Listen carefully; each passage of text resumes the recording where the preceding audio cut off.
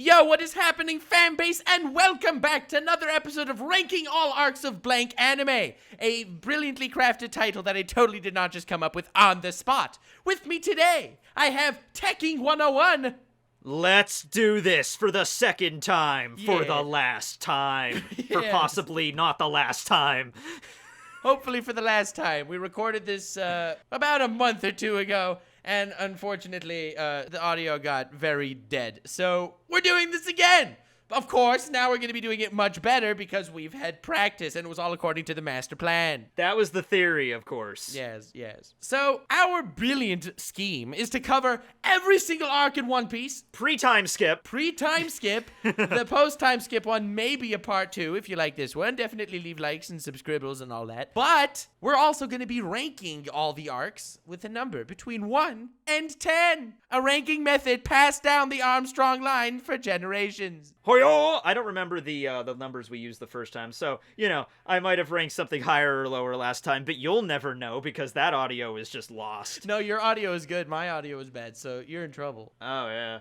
I'm going to match up everything you say to what you said last time and catch you on anything that you may have changed. No! Yes, I'll totally spend like 4 hours doing that. I ranked Thriller Bark as a 7, now I'm giving it a 6.5. Oh, man, but yeah, we got a lot of stuff in front of us here. We're going to divide this by sagas. Yeah, we're going to be doing this very professionally. We'll be dividing it by sagas, and then talking about each arc in each saga. So basically, this whole video is math. I hate you, Nux. Yeah, sometimes I hate myself too, especially because I estimate this video being like an hour and a half.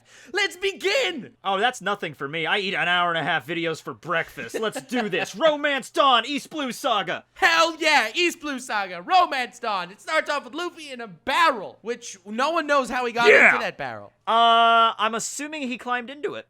Honestly, I think that 20-year-old mystery was just solved. Yeah, in the anime. And Romance Dawn really features the most prominent introduction, not Shanks, but the punching out of the Sea King by Luffy, which has been done like 9 different times throughout the course of One Piece through different forms of media. Yes, that poor Sea King. I feel bad for that. Everyone's like, yeah, but that Sea King deserved it. Ripped Shanks' arm off. He'd be like, the Sea King is just a wild animal, guys. Come on. Yeah, and can we also just take a moment to realize that this Sea King that Luffy beats up, no problem, took the arm off an emperor. I know. So what the obvious conclusion there is that the Sea King is, at emperor level, beyond emperor level, really. I think that is a valid assessment. And also, this is the one Sea King that happens to have Hashirama's cells. Yeah. And it's weird that it has Hashirama's cells because it also has God, Demon, and Dragon Slaying powers as well. It's crazy. Yeah, it's pretty insane, I have to say. The conditions it used before using its Nen attacks against Shanks were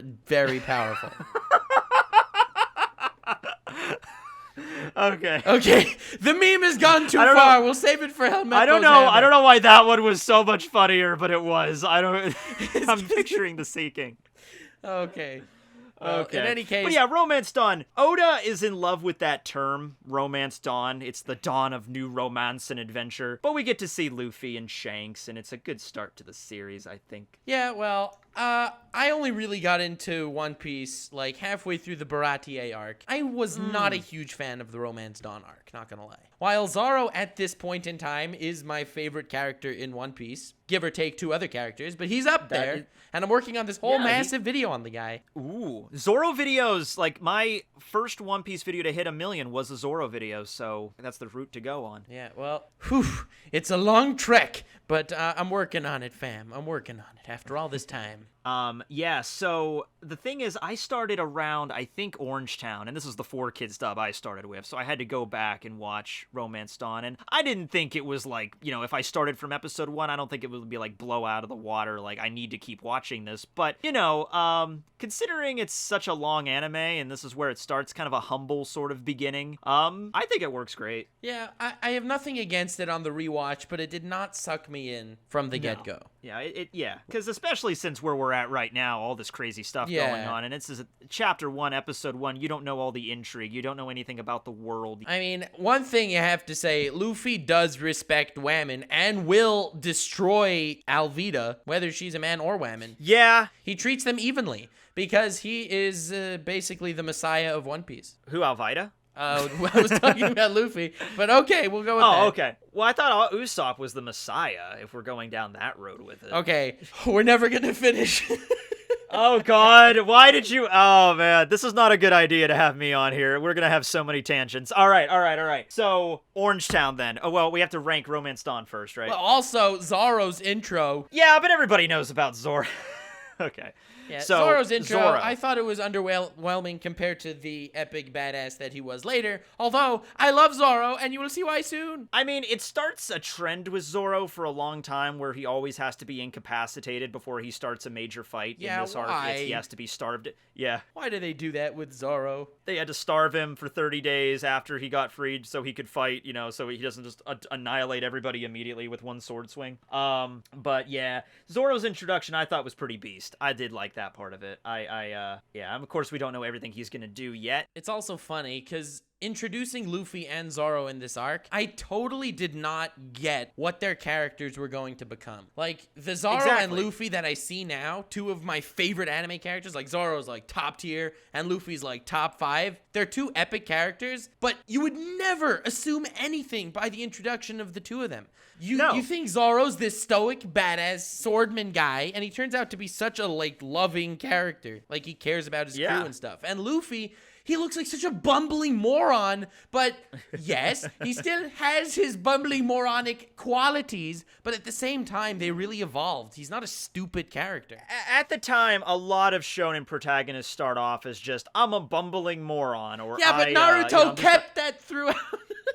I'm just a lighthearted, not caring kid between the ages of 12 and 18, and And I'm planning on taking over the world, like every good villain should. It's sort of like the blank slate for a lot of manga. Like, that's the safe opportunity to start a character off like that, but it's what the mangaka does with that character and evolves. Like, there's a grace period where you can kind of be like, okay, but it has to change eventually. As far as One Piece goes, characters don't per se develop. Every character has good characterization, like different personalities and whatever, but it's not like the Luffy that we see in chapter 900 is that different of a person than the Luffy we see in chapter 1. No, not really. And I love that, because the story is about how Luffy is changing the world around him as opposed to how the world around him is changing him. And it's a good way that Oda, keeps to his roots. He's like, I know what kind of character Luffy's gonna be, and he's gonna be that same basic character throughout the entire thing. I'm not gonna have a big moment to, he has a completely different personality now or something.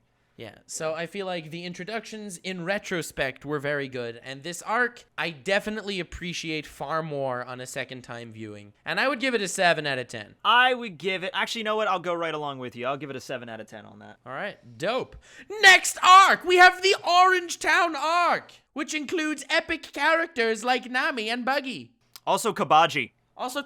Who no one ever heard of except for you, Tekking. Dude. I seriously, when I watched Orangetown, I loved Kabaji. He had this really edgy haircut, and he rode around on a unicycle, and he used swords. I'm like, this guy's pretty badass. Yeah, but Buggy. Well, I mean, he had yet to become, because at first, at this point, it's just like, okay, this is one of the early arcs of the series. Buggy is nothing more than just a low-grade villain that Luffy's going to defeat, and they move on. Yeah, I actually love, I unironically love Buggy's character. I mean, I do too, but I didn't start to really love it until he started to make his appearances after this arc. Impel down Buggy is like god tier, That was the part I started to really love Buggy, yeah. Since we basically discussed it, they saw Buggy, they saw Nami, Nami sort of joined them, and she later betrays them. Very cool. I would give it a 6.5. I was disappointed with the beginning of One Piece, not gonna lie. 5. Though most of that might be because of the 4Kids dub influencing me. If not, I'll go 6.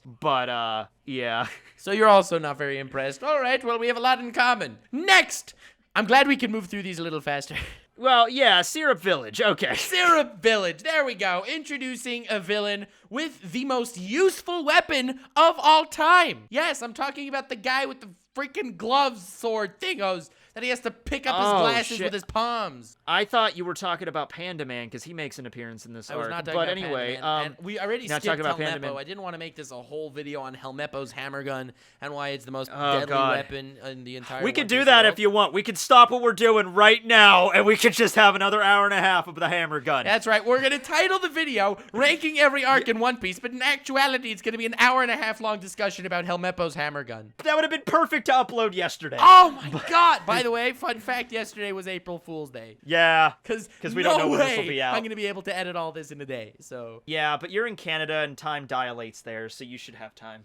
Good point. Time moves slower. But anyway, in Canada. Okay. So yeah, Syrup Village. Kuro, this is the thing that I love. Oda comes out and says, oh, he's the second most intelligent guy in the entire East Blue. But that doesn't really... Luffy just hits him in really hard with his head and knocks him out. So all that genius planning didn't really account for Luffy, did it there, Kuro? Yeah, well, that's why we love Luffy. I mean... It was an interesting, because it's like Kuro's character was basically like the introduction to, okay, Luffy, not every villain you face is going to just be, I'm a big tough guy that's going to hit you really hard. You know, it's going to be, some of them are going to be a little bit more scheming, a little bit more, you know, Machiavellian with their plans. Yeah, and the solution to all of them is whack them as hard as possible. Hit them really hard in the face, and if that doesn't work, try it again, and it might work the second time. Yeah.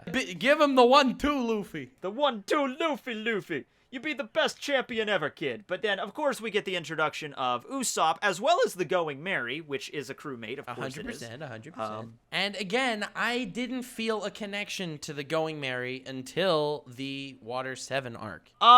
Yeah. I mean, like... I started to feel it during that filler, honestly, the G8, because that was right before things started getting really crazy with the Mary, and they started focusing on how injured it is, but that was anime only. Right. But yeah, right about Water 7 is when you start to notice, hey, yeah, we have been with this ship for so long, and it is getting pretty beat up. Yeah. I mean, again, in retrospect, this arc means so much more to me than the first time watching. I feel like that kind of rings through for all of the East Blue Saga.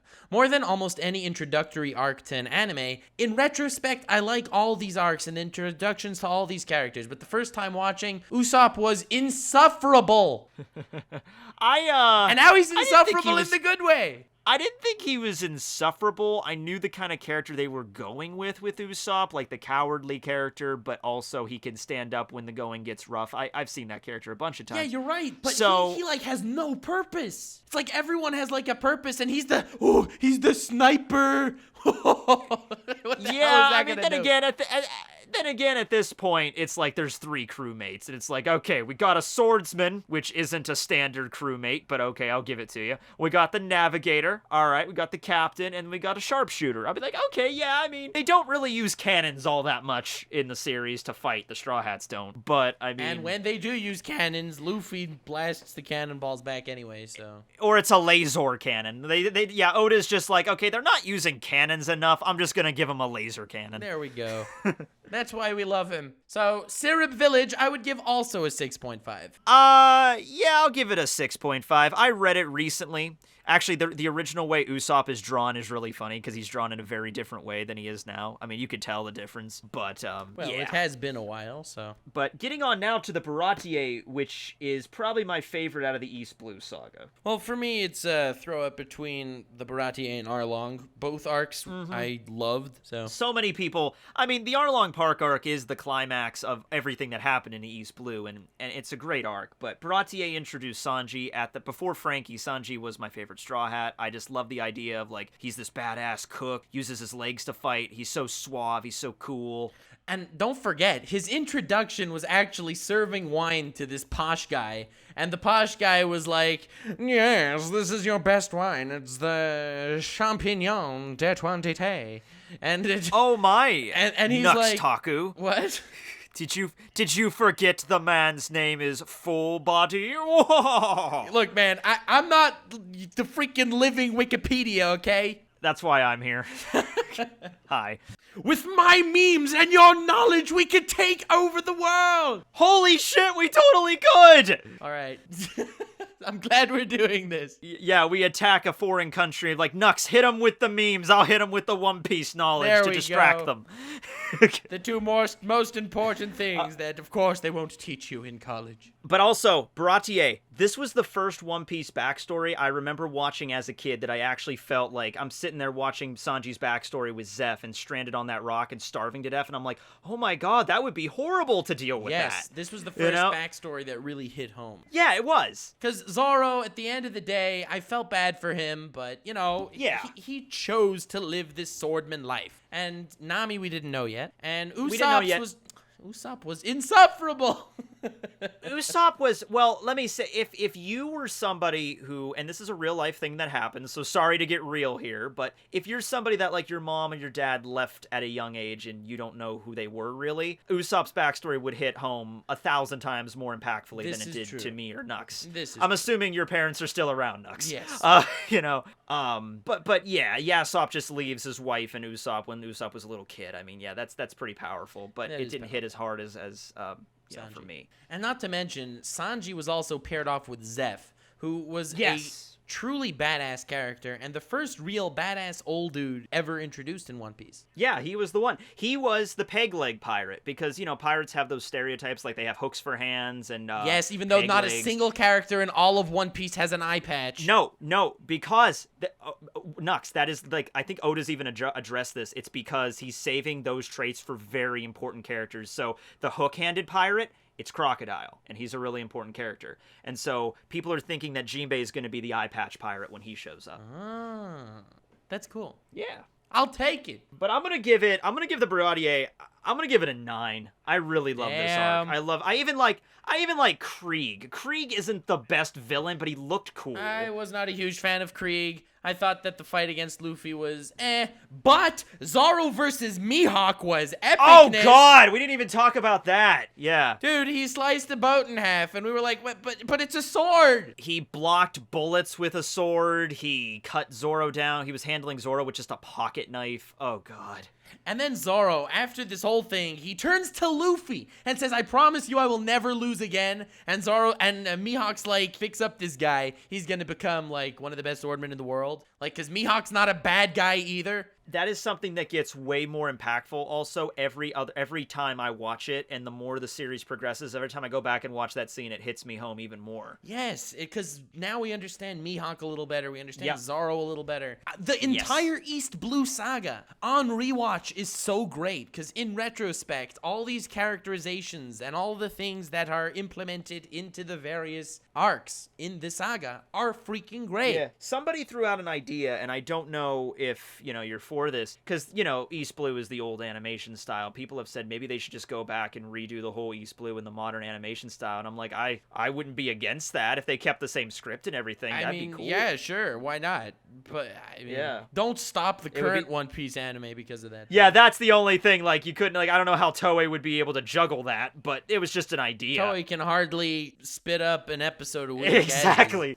They would have to hire, like, they would have to literally make clones in order, or like robots to write to animate the manga and the anime and stuff. All right, so yeah, I'm gonna say Baratie, a pretty solid arc. Yeah, I would give it an 8.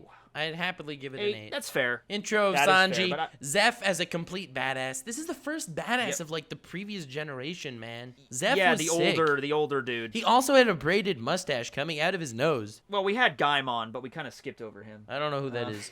He's the green-haired Afro dude stuck in a treasure chest. Ah! That guy. He made Usopp look good. That guy. I know who you're talking about. Arlong Park. I love this arc. So, basically... This arc.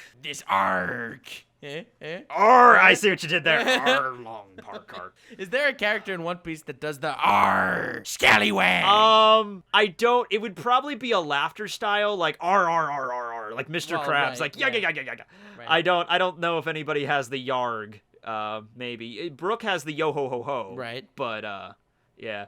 But anyway, yeah, Arlong Park. Y'all landlubbers don't understand the greatness of the park. That's funny, because that's what 4Kids does. They add, like, piratey accents to random people, man. Okay. Like a flashback with Nami and, like, whatever her name was, and she, like, looks at Nami, like, crying and goes, "Arr, matey!" Bellamir's like, "Nami, I yarg you." That reminds me of this gem from 4Kids. You know, Arlong's getting money from the entire townsfolk, and they're like, if you can't pay the cash, then you're out with the trash. I'm evil. Oh my god. It's not just 4Kids. It's like anime dubs in general are, you know, I just watched like one of the latest episodes of Fairy Tail. And Loxus is like shooting lightning and in the distance they're like, what's going on over there? And Gray's like, it looks like it's cloudy with a chance of Loxus. And I was like, oh god. Oh god. Dude, there was a Fairy Tail dub before the one that exists now. Before, it was like the Odex dub. It was like an unofficial one. And oh my god, they gave Gray this like nasally kind of like nerd voice. They gave Juvia this super thick Russian accent thing. Oh my god. Because, you know, oh god. Although I'm glad you just mentioned the best couple in Fairy Tail, so that was cool. I love Juvia and Gray. I love They're Juvia awesome. and Gray. And yeah. But okay, yeah, Arlong Park. Yeah, Arlong this Park. is a serious arc. This is a serious Freaking arc. It's serious Nami's arc. backstory. Yeah. Dude, can I just say something really cool? Well, yeah. When Luffy put his hat on Nami's head and just silently walks towards Arlong Park with Boo! Zoro and Sanji and even Usopp walking beside him. The four of them I love it. silently walking up to this, you know, basically army of fishmen that are considered beings that are on a different level of skill and power than humans. And these four random schmoes are just walking up to him. That pretty much encapsulates Arlong Park right there, and like Overtaken plays in the background, and it's like, oh god, this is such an epic scene. I'll be honest with you, I don't like the beginning of Arlong Park. I find it kind of slow getting into, just everybody arriving on the island and running around, fishmen, and they're pillaging the village. Here's random fishman Bert attacking the village, and Usopp like runs into Pokemon Team Rocket Grunt decides to battle. Yeah, and it basically is. Here's Usopp running into Nochiko and that random kid whose name I can't even remember. And it's like, okay, can we get... But when it finally gets good, and it gets good, we get Nami's backstory, then we get the whole scene with Luffy, and Nami's like stabbing herself in the knife. And remember, this is after Nami betrayed him. Stole all the stuff for Arlong, and Luffy's like... Yeah, but you're part of the crew. There's a scene, and I don't know what it is in the Japanese, but in the Funimation dub, they take it to a level where Zoro, after finding out Nami betrayed them, Zoro calls Nami a bitch. And it's like, whoa, this just got kind of real here. Yeah, wow. Like, you know. And I don't know. And even the little fights also. It's like Usopp beating Chew or whatever his name was. Chew, yes. Yeah, that was amazing because That Usopp fight- sucks. But like Usopp hammered the hell out of him. Usopp, that was his shining moment in all of East Blue. That was his, like, I think even better maybe than even his the Alabasta moment was Right, really I was gonna good say too, the but- Alabasta moment was pretty good. Yeah, when he's like, you know, Luffy will be king of the pirates, I won't let that be made fun of. That's a great scene. But this scene is like, okay, Usopp, you know, he's been playing pirate his whole life. He wants to be like his dad, and he's nervous going out to sea because he doesn't know. And of course, Luffy and everybody's a lot stronger than him at this point. But he realizes, like, nobody's gonna come to help me with this. I have to do this on my own. I have to defeat this guy, even if it kills me. And he does. And putting my life on the line is something it's hard to do, to put your life on the line for something, but he does it and he wins. And then, of course, there's Zoro being held up by his neck by Arlong, and he takes his bandages off and sees those gashes that he just fought Mihawk. I'm glad so many people remember that, because it's something that I thought not a lot of people would remember that from that arc, but it's such a powerful moment when Arlong's like, what the hell? This guy shouldn't even be alive right now. Let alone fighting, and then you see Octopus Guy in the water just explode. Yeah! Hachi. Oh god. Let's see what else. Even more than that, in the Arlong Park arc itself. And of course there was Luffy versus Arlong, which was hilarious because it's totally Luffy. Like he knocks his teeth out and then he puts it in his own mouth. Yep. He puts it in his own mouth, and then he's like, Arlong regrows his teeth and he tries to bite him with it, and it's just this weird. And it's so funny because it's like typical Luffy ingenuity, and it's totally stupid, but you know, it worked. Sort of. Yeah. And also, not only that, but this arc, again, in retrospect, is so damn good. Because the whole idea of fishmen being bad guys, you know, we're used to it. Because in pretty much anime and fiction until this point, like, yeah, Dragon Ball, where these aliens are pretty much the bad guys, right? I mean, anyone that's humanoid is a good guy. The bad guys are Cell and Frieza. These people don't look human. It's the monsters that are the evil people, right? Of course. So that's pretty much how it is in almost all fiction, especially until this point. And now we have Arlong, who is the villain, and is also not human, and is looking down at human, and is racist towards human and all that. But then you realize that it's all stemming from humans being racist towards fishmen. Yeah, and you don't find out about all of that until way later. I like that Oda didn't okay, we're going to do Arlong Park, and at the end of Arlong Park, we're going to make Arlong sympathetic. No, no, he doesn't do that. All the way down the road that you feel bad for fishmen. It's not until Sabaody that you feel bad for them, and not until the Fishman Island arc that you really understand what's going on. Yeah, and Arlong he's still not sympathetic after what he did. No, he's a bad guy. Just like humans, there are good fishmen, there are bad fishmen. Exactly. We're not categorizing them by their race. You all find out about his backstory about, Fisher Tiger and how he died and how that affected Arlong and how he went to go do that and Jinbei went to go do something completely different. Yeah. It's just such a great message for people, especially if you're like a kid watching One Piece, Yeah, I really appreciate that theme. And again, it makes the Arlong Park arc even more powerful on like a second viewing. Yeah. So I would give the Arlong Park arc, I think, an 8.5. I'll give it a 9 as well.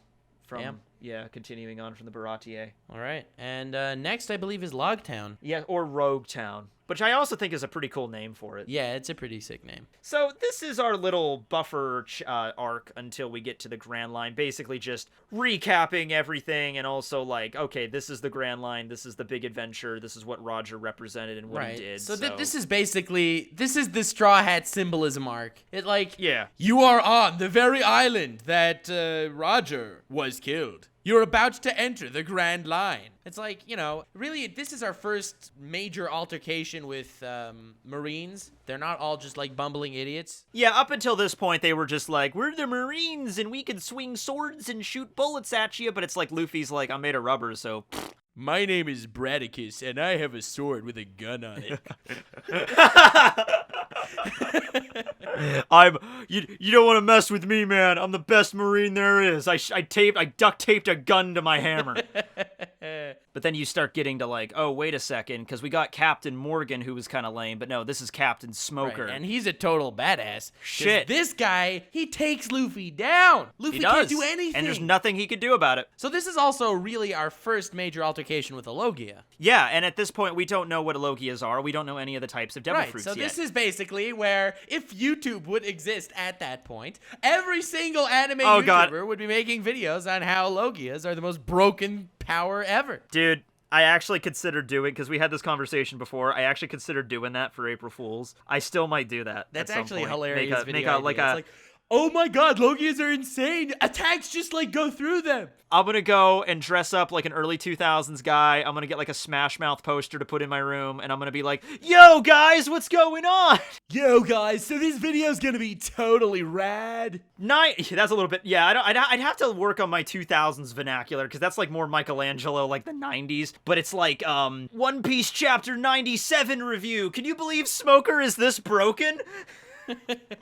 Oh god, yeah. I was gonna do that, and I was also gonna I could tweak my video camera to make it look like it's in the early days. Yeah, but hey, Smoker was cool. I thought Smoker was a really, really interesting character because, in the end of the day, Luffy, despite the fact that he ends up saving villages and stuff, the guy's a pirate. I mean, most pirates that we've met until this point weren't exactly upstanding citizens. Yeah, that's the thing you got to remember about One Piece as a whole. It's the Straw Hats are the exception to this. Most pirates, Shanks also doesn't really do it the same way as Kid does, but most pirates are not good people. We also got to get sneak peeks at Rayleigh. Oh yeah, and Dragon. Yeah. And Dragon. Wait, did we get a reference to Rayleigh in this arc? Yeah, I thought so. He met Luffy in the bar, no? Oh, no. That was Raoul. What? Okay, so first off, all right, Nux. Okay, here's the deal. All right, here's the deal. First off, that whole scene in the bar, that was anime. I feel betrayed. I know. And the guy that was there, his name was Raoul, and he was this old dude. He referenced Roger, but we don't get to see Rayleigh. We do get to see Rayleigh earlier in the East Blue during Buggy's flashback, but we didn't know he was Rayleigh.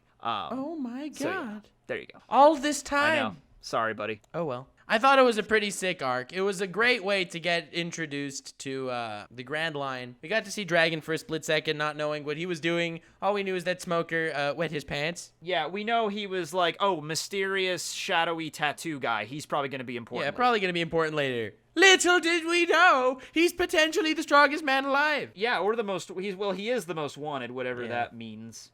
Anyway, LOGUETOWN, I had to give it a solid 7.5. I was going to go 7. I like LOGUETOWN. I like LOGUETOWN. I also like the scene where Zoro got his new swords. Yes! Good call. That was a sick scene. Yeah, Yubashiri Sandai. Let's see what's stronger, this sword's curse or my luck. I want to see him do that again with the Nidai, and it actually does cut him, but he's like, well, I know it's a good sword then. It's stronger than my luck. I guess I'll have to teach this sword a lesson. And we're just like watching it like, what is happening here? Oh, Zoro's so much fun. Yeah, we need some of that careless whisper, you know. Na na na na na na na na. Na na na na na na. We need to join a like a boy band Nux. We could do it. Hell yeah. With my memes and your knowledge, we will take okay, never mind. Let's not do that again. We can take over the land of teen pop music. Hell yes. From henceforth, we will be known as the Weeb Boys. The Weeb Boys. Oh, I'm gonna make a shirt. It's gonna be great. You have Weeb, I'll have boys. Okay. I'll be the weeb, you be the boy. They'll both be equally weird, don't worry. Anyway, moving on. This concludes the East Blue Saga. Ladies and gentlemen, whammon and gentle whammon. And I would in total give the entirety of the saga a solid 7.5. 8. I will give this an 8. That might not work with the averages of the scores we chose, but 8. Yeah, but it's in all. It's what it matters to you. Welcome to Nux Taku, the most unofficial official anime channel of all time. Damn it, locked in. Beginning the second saga, we have Alabasta. Not to be confused with Alabastards, but it's a totally different thing. And we start off with Reverse Mountain. Did you know Alabasta is Alabaster is like a rock? Yes, I was aware of that, in fact. Yeah, okay. Yeah. Just a little bit of geology knowledge for everybody involved. That's pretty cool. So yeah, Reverse Mountain. I thought it was like okay, and it shouldn't have been 4 episodes. You know, the Laboon arc, I think that was less than that. I think it was only like 2. Or are you talking about Whiskey Peak? The whole Reverse Mountain thing. Yeah, that was like 2 episodes, yeah. Again, I like how One Piece introduces, like, the wacky stuff that goes on in the world. Because every time you see, like, you know, a waterfall going backwards, it's like a little nugget of information we understand about the world. Because as you know, geography is most things. Geography, I think, is some stuff in the world. But it's crazy. Yeah, it's some stuff. It's like everything, actually. Oh, right. Yeah, damn it. I'm sorry. Kaido's a duck now, man. I forgot so many things. I don't know if anything's real about the world now. All right. Well, with that, I think you should take the role of memes, and I'll have the knowledge. I am not. I didn't go to meme university like you did, so I can't. I understand. But anyway, yeah. The thing is about the One Piece world is whenever you do encounter something weird like that, like here's a giant whale, or here's a cat just in the middle of the water. That might just be a wacky thing Oda wants to draw, or it might be a super important thing 200 chapters later. You just don't know. You know? So you got to keep mental notes of all this stuff. Or rather, you have to keep mental notes about this stuff, and I just have to watch your videos. Yeah, that's my videos exist, dude. That's the whole reason I'm doing this. Yeah, in case Oda forgets stuff, he can check you out. It's my burden to bear. All right, well, I'm glad it's yours and not mine, because I'd lose my mind downloading all this stuff into me brain, aside from all the other stuff you cover. But again, Reverse Mountain, I'd give it like a 7. 6.5. Yeah, I'll give it a 7. I'll go with you. Yeah, because Laboon was cool, and they learn about the Grand Line, and like Crocus explains, how to get to Raftel. He explains what Raftel is, so that's cool. And they get log poses, which is just like weird compasses, and okay. Anyway, moving on. Whiskey freaking Peak! Zoro versus Luffy! And also 100 freaking dudes! Zoro versus Luffy! Yeah, but that's like doesn't end, so a fight without a conclusion is... Yeah, that's right. It's more of a scuffle than anything. Zoro scuffles Luffy. It was a cock tease for the whole fandom. Yeah, well, it would be more of a cock tease if it happened now. Like if Wano Luffy fights Zoro, that'd be more, and then it just ends after like, oh, okay. It'll be exactly the same thing. I don't think the One Piece anime is ever gonna straight out say that Luffy is stronger than Zoro, at least not until the end. Oh no. But anyway, yeah, so Whiskey Peak. First island in the Grand Line, introduces us to Baroque works. And also, it introduces us to the fact that these islands that we're going to be meeting in the Grand Line are all insane. Well, yeah. It's like, don't get used to the normal stuff in, like, Orangetown, Syrup Village, and, Arlong Park, I guess. But, you know. Yeah, Whiskey Peak is not that weird in terms of climate. The next island is. Not climate, but the fact that everyone on the whole island is just there to ambush the freaking Straw Hats. Oh, yeah. Every island you go to, it's going to be a coin flip of a chance whether or not everyone's going to want to kill you or if they're going to be just cool with you. And, you know, or if there's just wild beasts that want to devour you. Yeah, or like they get into arguments about who will eat who first. And so yeah, we get to see Zoro in all of his splendor and glory taking on a ton of guys. And we actually see opponents that, you know, it's our first evil organization. We know that anime are going to have evil organizations. Every anime has evil organizations. Yeah, except for Naruto. I don't think there's any evil organizations in Naruto. Right, yeah, except Naruto. Yeah, except Naruto himself. Yeah, the Akatsuki was actually good guys in disguise. They were actually. Yeah, Pain was just trying to bring the world free ice cream, and Naruto kept screwing him up. Yeah, that's the secret plot of Naruto that most people don't talk about. But anyway, yeah. I mean, most of the people that we meet in Baroque Works in Whiskey Peak are not, like, super impressive. Like, you know, Mr. 9, Mrs. Monday, they're not really that dangerous. Even when Mr. 5... Even when Mr. 5 shows up, he's like, I can explode things with my boogers. I love that power. He's awesome, but Luffy and Zoro still managed to knock them out with one shot, basically. So it's like, yeah, but it's fair. I don't necessarily want every villain to be a challenge, per se. Luffy's a strong lad. He can take down guys who throw exploding boogers. It's fair at the time, but it doesn't really strike a lot of terror for this organization quite yet. Yeah, but this is Mr. 5. We know there's stronger guys. I like the comedy involved. I like Zoro beating 100 guys. Did I mention that enough times yet? Everybody likes watching. I enjoyed Zoro just futterwhackering a bunch of guys, too. That's a fun word, futterwhackering. It is a good word. Everyone should use it. In fact, you should put it on a shirt. I should. Yes. So, Whiskey Peak, 7.5. I will give it an 7.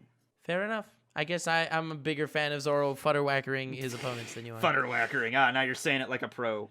Yes. Next, I think we have Little Garden. We do, and it's a tiny little place full of dinosaurs, and it's also the origin of Zoro and Sanji's fated rivalry between one another. The origin of their rivalry, yes. And it's beautiful. Does Zoro get lost there, or was that later? Zoro gets lost. I can't remember the first time he gets lost, actually, but it probably might have happened in Arlong, because I think he accidentally found the Arlong Park place and just chills out there for a little while. All right, well, in any case, I love that little gimmick. So Little Garden, we got introduced to the giants. Let's not make believe that's not going to be important later. That's what I love about Oda. It's like, here's an island full of dinosaurs, but I'm also going to introduce giants just because. And it's like, oh, okay, yeah, we could do these. I feel like the dinosaurs were the backdrop, saying that look how freaking cool this world is and all these wacky islands. Fun fact, giants! Yeah, they're a thing. They're here. Dorian Brogligi. Dorian Brogy. GGGGGGGG. GGGG of the Giant Warrior Pirates. Also, Mr. 3, who's a wax man, and a lolly that can make you her best friend. And as we know, all lollies are at least 75 plus. Yeah, I'm going to have to give this a 12 out of 10 just because Miss Golden Week is in this. Hashtag not a what? Not into lollies. Not a pedo? All right. Well, we've learned something interesting today. I liked the Little Garden arc.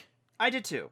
But I did not like it as much as Whiskey Peak. Well, the thing is with me, 4Kids skipped it. So I didn't know about I actually read the Little Garden arc for the first time when I was in middle school out of Shonen Jump magazine. And I was so blown away because I was like, this is a whole part of this story I've never even heard of before. Do you know why they decided to skip it? I have I heard something from somebody a long time ago, and I have no idea if this is accurate. I hear they wanted to get to Chopper so they could profit off of the merchandise from him. They just wanted to hurry up and get to the Chopper. Oh my god, I can't imagine. That was something somebody said a long time ago, and I have no idea if that's factual, because there's always questions why 4Kids did what they did. I'm not even sure they knew what they did 100% of the time. And then, in middle of the fight between Luffy and Crocodile, they were like, "Holy shit, we forgot the giants!" Yep. And then later, it's the funniest thing. The funniest thing is they cut out Laboon in the 4Kids dub, and they replace him with an iceberg, and the Straw Hats just break through the iceberg and just continue to Whiskey Peak. So it's like, okay, so if they would have made it to Thriller Bark, then Brook would have been, I need to get back to my iceberg. I need to get back to my best friend, the iceberg. We had to leave the iceberg behind. Sorry, Brook, we destroyed it with a cannon. What? That was my only friend. Yeah, well, in any case, 4Kids, very cool. And Little Garden, I would give it a 7 out of 10. I thought it was solid. I'm giving our Little Garden an 8.5 out of 10. I like that arc. Also, you got to see Nami in a bra, so that was always a positive. Did you just give the Little Garden arc the same rank that you gave, like, Arlong? No. It is pretty cool. No, I like that arc. I really do. The ingenuity that you had between Luffy and Usopp trying to... I love that candle set thing that Mr. 3 made. I like Mr. 3 a lot. You know, I don't think he gets as much credit as he does. Granted, I only started really liking him in Impel Down. Yeah, I liked him in Impel Down too, but I liked him in this arc too. And the Miss Golden Week's like colors trap, that was such a unique power. You don't see that in other... It's so, you know, it's not Devil Fruit, it's something else. And I don't know, man. Exploding Boogers was just, you know... I'm not as into the exploding booger guy as you are, but yeah. That's basically my spirit animal. Oh, well, we all need a spirit animal. Mine is a penguin that has the wings of an eagle. The ability to throw exploding boogers. That's the coolest freaking power ever. So that's the devil fruit you go with if you can have anyone? Well, can you think of one that would be stronger? Like Kaido's? The Oppi Oppi no Mi, maybe, to do, like... the Oppi Oppi no Mi gives you the ability to do, like, 13 different things. Dude, the Oppi Oppi no Mi laws, right? Yes. Yeah, that hands down the fruit I would take. Yeah, I think it's the one everyone would take. You know one I wouldn't take? Luffy's. Him and his rubber schlong. Yeah, I mean, like, if you train with it, it might be cool, but I mostly think it would just be good for parties. Yeah, and the fact that you can use your penis as a whip. Yeah, I mean, that'd be cool. Like, hey, look, guys, what I could do. Hell yeah. Watch me lasso that bottle of beer with my penis. Yeah, can you imagine getting drunk at a party and doing that? That'd be like, hey, guys, check out what I can do. Oh, my God. But, yeah. Yeah, this is the helicopter. Oh, God. It would be funny, though. I'd be laughing my ass. Anyway, moving on. Drum Island. Okay, so, Drum Island. Drum Chopper. Island. Chopper. I feel bad because I feel like I'm kind of the pessimistic part of this group in the Alabasta arc, even though I love the saga. I was not a huge fan of Drum Island. Is it because of Chopper? Look, I don't have anything against Chopper. I thought he was okay. Yeah. I mean, you need the cute animal mascot. I mean... You need the cute animal merch. I mean mascot. Yeah, I mean, if you've played Final Fantasy or something, there's always got to be a cute animal mascot in there somewhere. Yeah, but Moogles are cuter than Chopper and have better personality. Not the point! That's a different discussion. I love Mia Moogle. Yeah, I love Mia Moogle too. But, I mean, Wapol, not exactly the single most terrifying villain of all time. Oh, you don't say.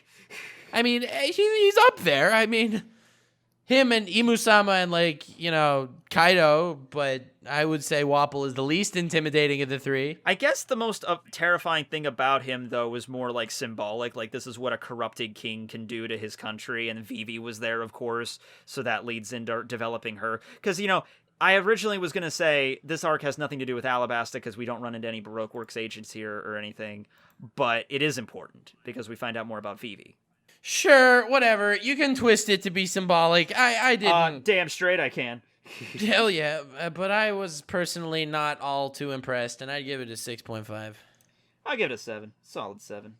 All right, looks like you're just 0.5 over me, so the fans could like you more. I'll do 0.3 from now on.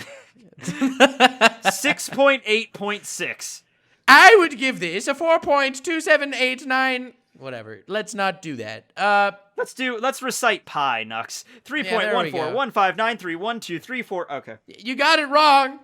I did actually. I actually know pi up to a point, which is terrifying. Yeah, I could do it up to like 10 points, I think. 3.14159265994, and then I kind of lose it. Yeah, I think that's right. I'm not sure.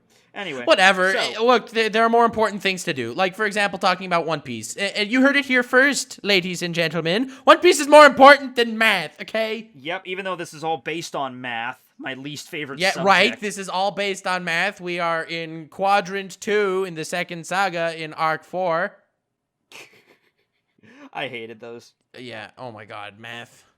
And most math, let's be honest, you never need to know that, plus or minus b to the square root of 4a over 2. Like, screw that stuff. Yeah, seriously, it wasn't fun for me either.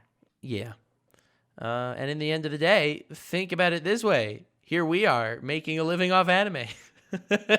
Yeah, I know, right? How insane Never is thought that? in a million years this is how I would get my paycheck, but okay, I'll take it. Yeah, well.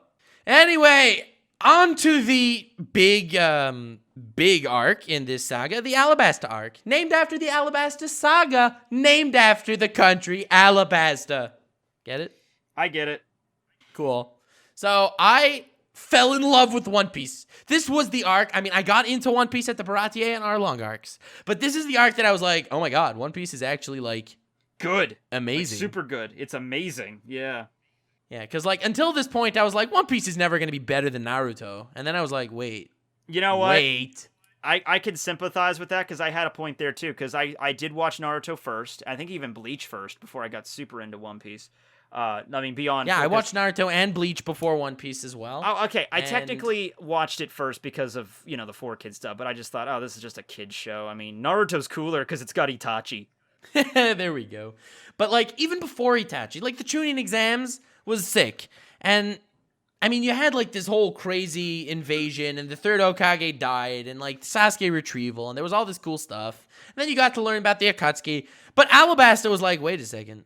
Now I know why One Piece is, like, the king of the big three. Yeah, it's really good. And it's the first arc where Luffy did not win right away. Well, right away. And then, of course, Crocodile's like, well, I will leave you here since you pose no further threat to me. I love it when villains do that. I love it. It's like, Oh you're my not God. even worth killing because the manga would be over if I just cut your head off right here. You're far too weak to be worth me killing here. And then, like, two episodes later, you have the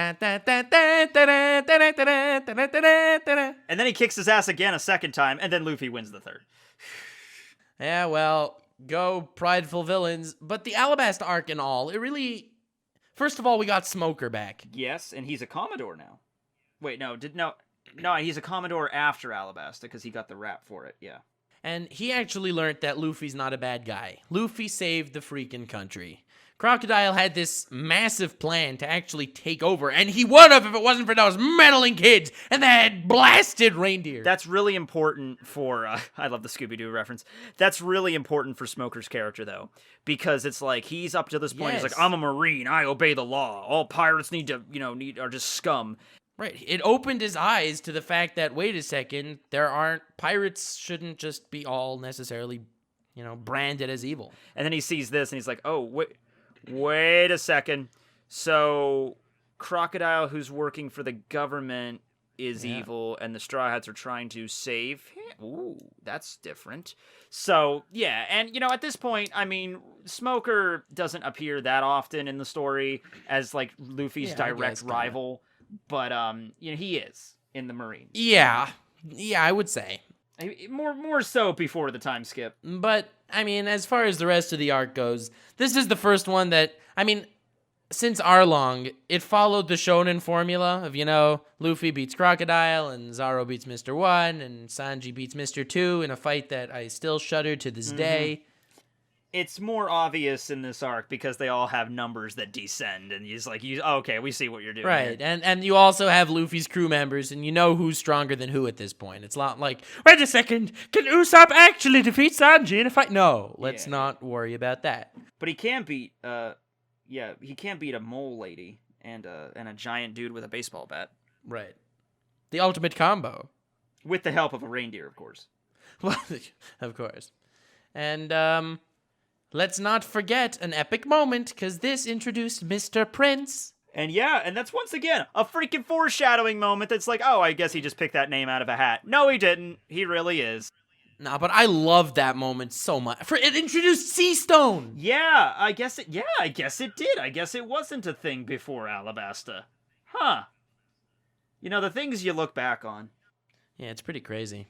I love doing these videos. They're so great. They're so fun. They're so much fun. Yes, you remember so much shit about the series. Like, oh wait, yeah, that's right, that did happen. Yeah, I'm gonna eat my words when I'm audio editing, but you know. Hey Nux, future Nux editing this.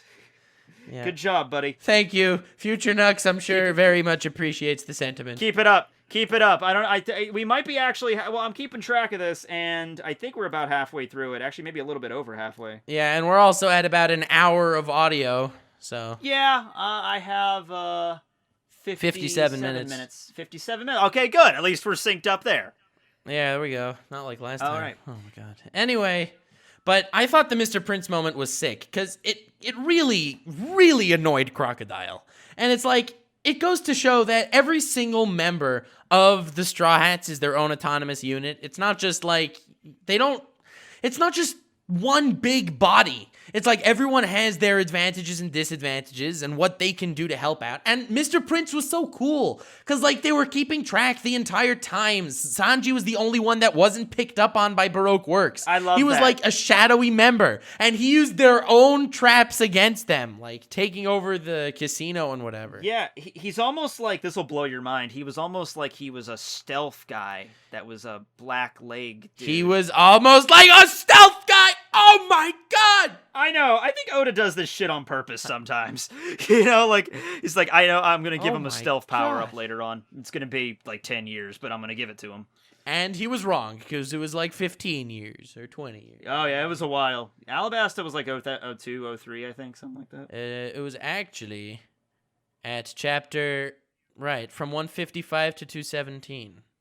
Yeah, damn, that's pretty insane. Anyway, I loved the Mr. Prince part. That was my highlight of the entire arc. We also got to meet Nico Robin. I mean, we saw her for a moment before, but we really got to know her a little better. Yeah, but Robin, I mean, she's my favorite female character, so, kawaii desu ne. Yeah, for me, I have to say, Boa Hancock for me, man. Hey, we all have our wrong opinions, but, you know. Yeah, we do. Like, for example, you think Robin's best girl, and for example, I think Helmeppo with a hammer gun is stronger than Buggy. But alas, we'll never be able to make it. This is the internal. This is like unbreakable shield, the strongest spear versus the strongest shield. It's just we're never gonna break. Yeah. Yeah, exactly. Can I be the shield? I just finished watching Rising of the Shield Hero.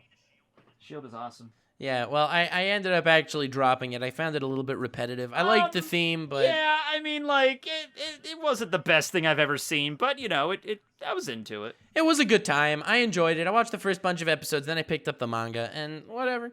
Yeah, I haven't gotten to the manga yet. I got caught up to the anime. Yeah, well, in any case, what would you rank the Alabasta arc? Because I'd give it a solid 9, matey. 9.0. No! Okay. 9.1. No, we're not doing that. Okay, yeah, let's avoid that. But yeah, 9. I give it a 9. Right. How'd you feel about Crocodile's character as like one of the first major big protagonists? I mean, big antagonists in the series. I loved Crocodile. I mean, obviously, he was my favorite villain up to this point, and I think to this day he still remains in my mind as like a top tier anime villain. There was a few stupid things the 4Kids dub did with him. And I know, if you're wondering why I keep bringing up the 4Kids dub, that was my first introduction to this series. So a lot of these memories I have of these early arcs, the first ones are the 4Kids dub, but that's ending soon because they stopped dubbing it in the middle of SKYPIEA. But anyway, yeah, they actually have a voice actor for Crocodile, which I think is better than the Funimation one. It is a rather good voice actor. Very intimidating. They give him some stupid lines like, "You're desert doo-doo, Straw Hat," but he sounds like a Bond villain for the most part. You know, this sophisticated dude. You know, I like him. So, I mean, he gave me Giovanni flashbacks because he was like this mafia boss. Yeah, he is. He does. You know, everyone respected the guy. He had his trench coat and whatever, which is very cool and totally not ripped off by Loxus, to mention him again. But is it cloudy with a chance of Loxus where you're at right now? Ah. Yeah, but anyway, that line was like killer. Yeah, you get to some that are so punny, you just want to take a pen and just, Although low-key, the current Fairy Tail season is pretty hype. I mean, I've read the manga of it. I haven't really watched the new fair enough. anime too much, yeah.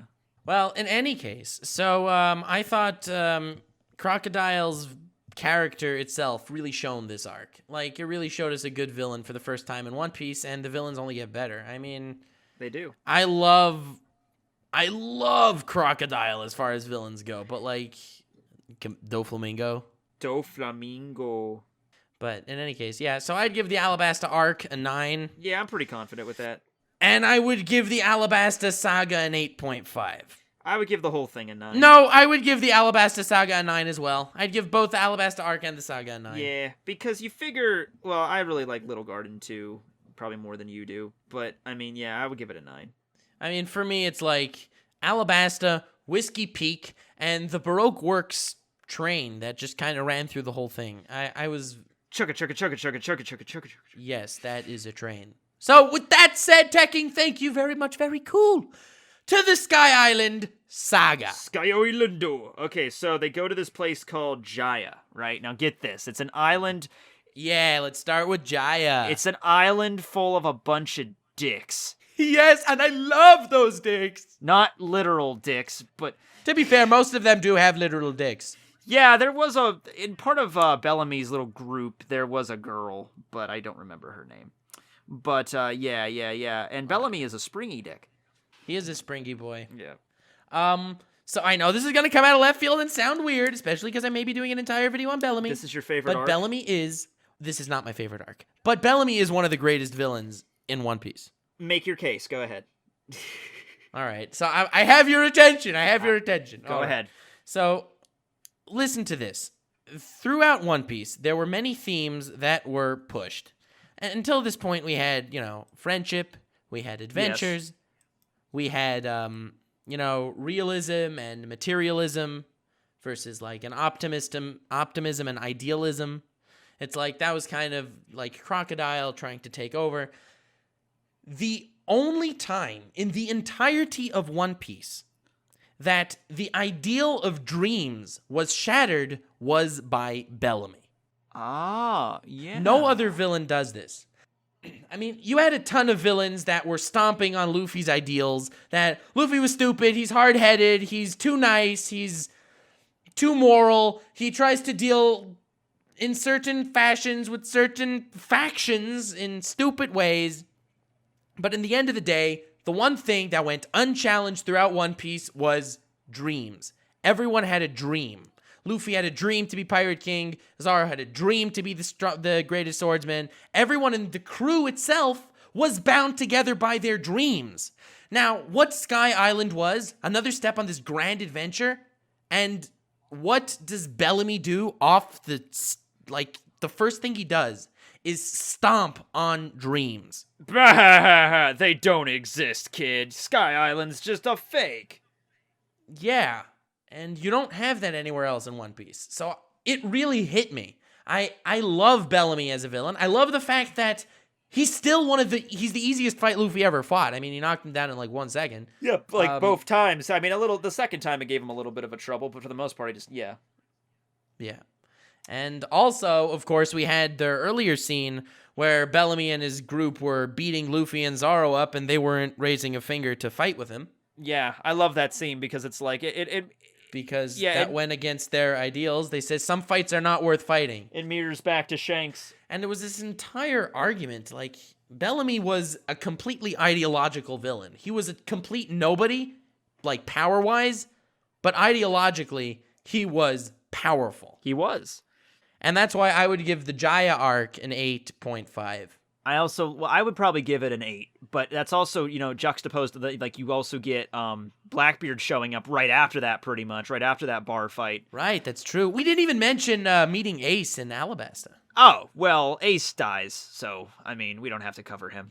Spoilers! But, we'll talk about Blackbeard, then we'll talk about Ace. But Blackbeard, I mean, he shows up right after that, and he just kind of, we know he's a bad guy, given what Ace told us about him, and given he attacked Drum Island. We know he's not a good guy. But he gives Luffy that, the era of dreams, the era of pirates will never die. And it's like, well, I like this guy more than Bellamy. You know what I mean? Well, yeah. Like, Blackbeard, I mean, I made a whole video on Blackbeard because he's the anti-Luffy. He's like Yeah, he's is. similar and opposite at the same time. And that's why I love him as far as, antagonists go. But when he was first introduced, I don't think anyone really understood that he would be a major player in the world. I mean, Blackbeard is probably the most famous pirate. So when he shows up in One Piece... Well, aside from that... Yeah, when he showed up in One Piece, I'm like, yeah, I don't see him being just like a one-off villain. And alas, he was not.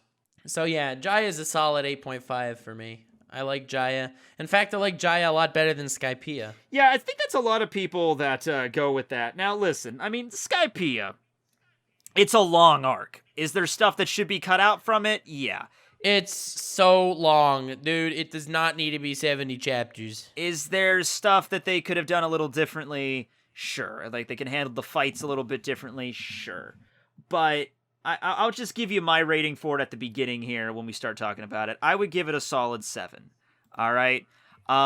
It was a completely different world. We learned about... I mean, yeah, you learn a lot about dials, and that might take away from it, but I just love learning about world-building shit. So that's where that comes from me, the whole world-building aspect and everything. I mean, it gave us the City of Gold, it gave us poneglyphs. Yeah, and also, it's not the only Sky Island. That's the other thing. It would be one thing if it's just, oh, this is only one Sky Island in the entire world, and this is it. But it's like, no, this is a whole other world that exists above your world. I'm like, oh, okay, that's pretty cool. We don't get to explore that world too often, but it's cool to know it's up there. So I liked it for different reasons. And it's weird because I feel like as far as the One Piece community on YouTube goes, I critique SKYPIEA, I feel like more than most. Like, I know it's one of Roger's favorite arcs in One Piece. It is, I think. Yeah. I don't know if it's his favorite arc, but I think he's told me before it was one of his favorites, yeah. Right, so, like, a lot of people love this arc, and I give it crap. But I didn't think you liked it less than I did. I mean, as far as Enel goes, I think he was a pretty cool villain. He's nowhere near Crocodile, and in fact, I don't think he's anywhere near Bellamy or Blackbeard either. I don't know. I don't know. Like, looking back, because I've made a few videos about it recently, and looking back, I guess I should probably sit down and watch that whole arc again, maybe. I've seen bits and pieces of it a second time, but I haven't watched the whole thing. So, like, I didn't fall for any of the characters in the arc. Maybe that's what... Yeah, none of the characters really did it for me, like Wiper or Conus. They didn't really resonate with me on any big level. Honestly, probably my favorite part of this arc is probably the flashback with Kalgara and Noland. That's a really good flashback. Yeah. That was a great flashback. So, what I wanted to say is, the reason why I like SKYPIEA arc is not because of any of the materialistic things we saw in SKYPIEA. It's the fact that this is something that, it's a dream. They reached their dream. I mean, that's really what the whole Sky Island saga is. They actually reached this dream that, I mean, the warlords were never there. I mean, allegedly, they say, I don't know who was there, who wasn't there. The Marine, yeah, I'm sure a few of the strong fighters were there at some point, maybe. Yeah, I'm sure they figured this place out, but that's not really the point, because it's its own enclosed journey. SKYPIEA is a microcosm of all of One Piece. Yes! One Piece is this fantastical journey with the weird plots, the weird politics, the fantastical places with the waterfalls that go the wrong way, and that's really what this arc encapsulates. It's its own world. I love that you understand this because, yeah, it is really its own little self-contained adventure. I mean, yeah, the things the Straw Hats learn and do affect later on, but overall, like, they have the dials afterwards, of course, but it's pretty much its own little self-contained story and shit, until Eneru shows back up again, which he might. Well, I'm sure he will. Oda doesn't really. But yeah, I would give the SKYPIEA arc, like, I guess, give it what you feel, Nux. Give it what you feel. A 7.5. Okay. I would give it a 7.5. And while I feel like that's lower than it sounds like I praised it, I'm praising it on the idea of the arc more than what actually went on in SKYPIEA. Like, I love everything about the buildup of what this arc is, much more than I like the individual fights or, I understand that viewpoint, and I agree with you. All right. Yep. By the way, Tekking? Yeah. I love you. Love you too, bro. Love you too. This is a touching moment. Anyway, I was gonna say let's move on to the Water 7. You need to Saga. edit in some really emotional music back there. We had a moment, Nux. By the time I get to this point in the editing, because I'm gonna be editing this one myself, I have a feeling I will be reaching suicidal levels. No. Do it in segments. It doesn't have to get up tomorrow. You know. Oh no. You don't understand. This is gonna be done in one shot. You know what? I'm the same exact way. Last week, I was editing the Shuckle video actually, and that took a while to edit. And I was like, not even halfway done with it. And my mom's like, "You want to go out to eat somewhere?" And I'm like, yes, but no, because I really don't want to end. Because I get weird stopping in the middle. You know. Well, I already have this whole thing planned out. I gave myself an hour. I gave myself like an afternoon to edit the audio, and okay. It'll probably take about that long. You're planning stuff ahead more than I do. Yeah, and so that's the only stuff I have planned. Other than that, I know that I'm gonna spend a bunch of hours downloading millions of episodes, and then I am going to spend even more hours piecing together the episodes as far as what we're talking about. Oh, that's right, because you gotta throw in the anime along with it. Oh. Yes. Oh, yes. That's you know what? Yes. I don't put anime episode clips in there because I've told you I'm afraid of copyright. Even if you're fine with it, it's. I know I'm probably not going to get taken down, but I just have this weird fear. The other thing is how much time it would take to look up the perfect episode. Do you download the episode or you just get the clips? Download the episode. Oh god, that would take so long, and that would be so much extra space on my computer. Yeah, well, that's why I usually hire editors, but for something like this, I honestly feel bad to drop an hour and a half or 2 hours of audio off at an editor, and I'm like, okay, I would like this ready by tomorrow. I would have to buy a separate storage drive just for One Piece episodes if I were to do that. Yeah, well, in any case, that's the end of the Sky Island saga. Aside from the G8 filler arc, which is the only good filler arc in One Piece. Yeah. Also, there's that little arc where Luffy, actually, fun fact, Luffy arrives and this fox shows up and he punches him in the face and it was a weird kind of thing. They just kept going. Yeah, I'm pretty sure that was actually Water 7. I will say one thing, though, because I just found this out the other day about the Long Ring Longland arc. That is where Chopper's love for cotton candy started. That's the most significant thing in the entire arc. Yeah. Really? And you know that we're going to see Foxy again.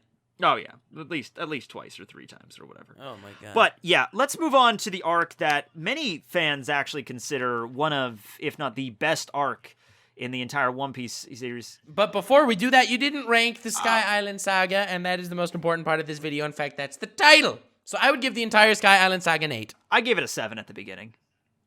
All right. I'm good. Okay. Moving on. The Water 7 Saga! All right. So basically, we got Water 7 and Enies Lobby, which I guess are 2 separate arcs. I view them as separate arcs, but you feel free to do it whatever way you feel is best. Yeah, I would view it as separate arcs as well. Okay. And they're both freaking awesome. I know, God. I could sit here all day and talk about it. Like, I really could. Like, Frankie gets introduced. I love the Gale-La. I love Kaku. Even Paulie with the rope shit. I love that. I love that arc. The pigeon. Oh, yeah. Oh, Lucci, of course. I mean, how could you forget him? I mean, again, Lucci didn't strike me as a villain as much as, Crocodile. Oh, he totally struck me as... That might be, like, the second I saw Lucci, I'm like, oh, shit, this guy is gonna be, like, the villain of the arc. I could tell. Oh, yeah, 100% he's the villain of the arc. I liked him as far as villains go. His fight against Luffy was obviously way cooler than Crocodile's, but I didn't think he was as good of a villain as Crocodile, personally. So if Crocodile's kind of like a suave, like Giovanni kind of Bond villain sort of character, Lucci is this guy, he's like a secret agent, but you can tell there's this, like, incredible amount of, like, bloodlust that he's constantly, like, restraining. But he does it in such a kind of suave way. And he is a pigeon. I don't know how to describe it. Yeah, I don't know how to describe it, but it's just like, he's like, oh, I can't wait for a really good fight, you know? Yeah, he makes being a psychopath look... Basically, yeah. That's the best way that's actually a good apt term for it, yeah. Yeah, pretty scary stuff. But... I love the Water 7 arc. I love the fact that the villains are actually the world government, but they're not the Marines, and they're also not the warlords. There's like this whole new thing. That's the arc where Oda was like, yeah, Well, we knew the world government existed, but we didn't know really the hierarchy of it. Like, what was the world government in the broader scope? To be honest, at this point in the story, I thought the world government was the government and the Marines were like the police of the government. I didn't think the world government and the Marines were separate entities. Yeah. That's how most people viewed it. We knew that they worked together, but I figured, they're like the U.S. government and the U.S. like Marines don't like, I don't know this stuff. I don't know much about military, so I don't know why I made that comparison. But, but yeah, I know. Yeah, especially like Canadian military. It's like, that one guy on a horse. You got the Mounties. Yeah, that one guy on the horse over there. That's patrolling. Yeah, everything. He's defending our country valiantly. He is. He has his work cut out for him. But anyway. I always thought the world government was just like, oh, there's a building with some politicians. No, but in all honesty, actually, Canada once had an army. Yeah, have you guys ever fought? You fought in World War II. But he died! Oh, I get it. Hey, you laugh. Yeah, when something happens, we have to come to you to be like, hey, Canada, come on, we need some help. And they're like, oh, crap, we don't have an army. Yeah, but we pay with maple syrup, so it's okay. Anyway... New thing. We have Water 7. We have Enies Lobby. They're both awesome. And, Robin? Sogeking? Oh. Luffy versus Usopp? Mary? There are so many cool parts about this arc that, I mean, like, we could make a dedicated video to it. So just doing the quick recap. But let me tell you something, man. Water 7, I could watch the entire thing, without feeling bored once. It's so good. Dude, I watched it all in one sitting. I did, I watched too. the Water 7 and Enies Lobby arcs in one sitting. No, I didn't do both in one sitting, but I think I watched all of Water 7 and basically just, like, one night I started and I finished it up the next day. No, I remember I got so into it. I was watching it at, 4 times speed the first time I saw it. Yeah, I can't do that. I have to keep it regular speed when I do it. But it's like 100 episodes, so, Yeah, something like that. I think Luffy versus Usopp was the most emotional fight in all of One Piece. I'm going through my little mental Rolodex of all the fights in One Piece. That would certainly be a contender if it isn't the number one. Like, it would be in the top. If there was going to be a top 3, that would definitely be in there. And of course, the ultimate badassery of Zoro. Yeah, that's also going to be on there. But I mean, like. No, I mean, I was talking about Zoro in this very moment where he's like, don't take him back or I'm leaving the crew. Oh, that moment. Oh, I thought you were thinking about, the other scene in Thriller Bark. Oh, that's not really a fight, but yeah. Yeah, that wasn't really an emotional fight. I mean, it was the best moment in the series, but... But yeah. Zoro, like, this is a moment where Luffy has to realize, hey, I'm the captain of a crew. That doesn't just mean, like, they do whatever I say. It means, I have standards I have to hold up to, and Zoro's calling him out on that shit. He's like, I'm not going to let you just bring Usopp back after he said that crap to you. That's not respectful. And also, let's not forget, this is the only time in One Piece where Sanji disagreed with Zoro and then admitted Zoro was right. Yeah, that's like a kind of like, oh shit moment. Like... Wow, yeah, this is serious. Yeah, I love that whole... I mean, Frankie was great too, and Sogeking coming back was great too, but for me, the highlight of Water 7 was that Luffy versus Usopp thing. My favorite Frankie moments, and Frankie is my favorite Straw Hat, my favorite Frankie moments don't happen till Enies Lobby, but I still do I do love him in Water 7. But yeah, probably the Usopp and Luffy fight takes the cake for me in terms of highlights from Water 7. Out of all the things to bring up, that's the moment. Yeah, and I would give the Water 7 arc a 9. Ooh, I'm straddling to give it a 10 because Frankie's introduced and Usopp and Robin. You know what? Screw it. I'm giving it a 10 because I really can watch that arc whenever and not feel bored and just be like, this is One Piece. Yeah, look, I'm not arguing with you. I freaking love Water 7. I guess I'm just more hesitant to give 10s than you are. Hey, it's the first 10 I've given out. I'm not going to be handing them out like cake, Enies Lobby, you get a 10. Thriller Bark, you get a 10. Amazon Lily, you get a 10. Impale Down might, because that is my objectively favorite arc that I could also watch whenever. Oh god, I've watched the Impale Down arc so many times. I shouldn't admit how many times I've seen it. But well, the good news is it's only 25 episodes. Yeah, but still, I've seen it probably the whole way through, probably at least 4 or 5 times. Well, that's pretty cool. That's how many times I've seen all of Naruto. So I rewatched Part 1 Naruto last year for the first time since I was like, 12. It's pretty sick. The first time I went back and watched all of Part 1. It was a lot of it lived up. Yeah, I agree. And One Piece is pretty amazing also. I need to reread the manga, like the whole thing. Don't you mean the manga? Yeah. But the Ennis Lobby arc. Okay. This was so amazing. Okay. So Knox, before you say anything, go ahead. Robin saying, "I want to live." It was the best moment in the entire series, Knox. I love you too. Yeah. But no, yeah, I mean, by the end of this video, we're gonna be like moving in together. The only time I'm looking for a place to rent. I'm not above moving to Canada. I mean, but I think it's colder than Hicktown, Pennsylvania, or wherever you are. It's pretty cold. It's like 50. Well, actually, right now it's 50 degrees outside. In Celsius, that would be 9. It's 9. So, wow. Anyway.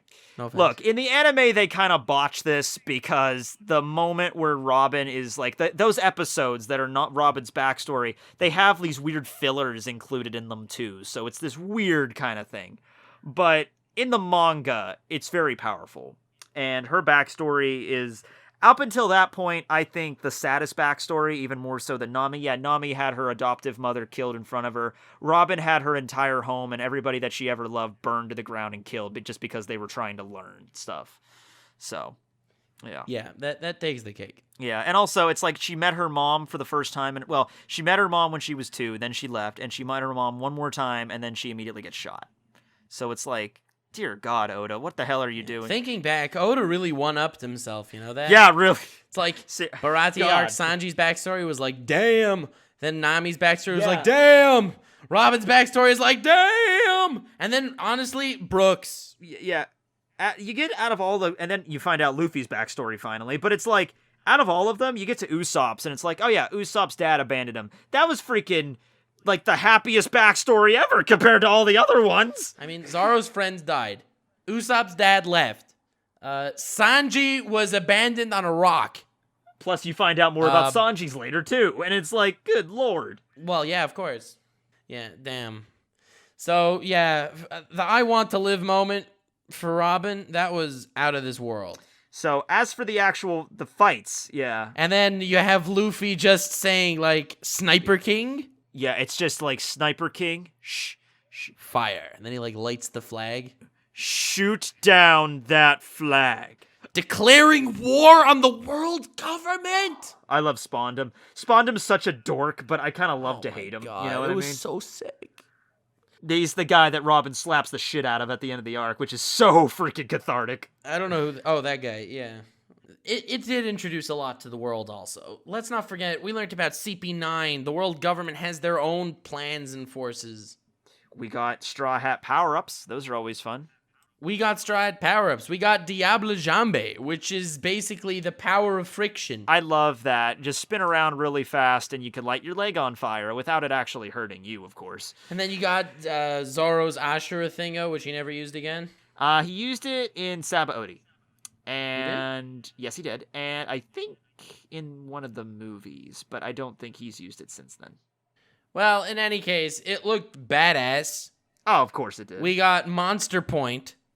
I love that. I mean, like, I love Diablo Jambe, but Monster Point is like, because it's the last thing you expect from freaking Chopper. You know, he's going to turn into this huge death machine. And I mean, it's pretty hilarious. Sanji's fights in general, like, first he fought Noodle Guy and he used those knives, and he's like...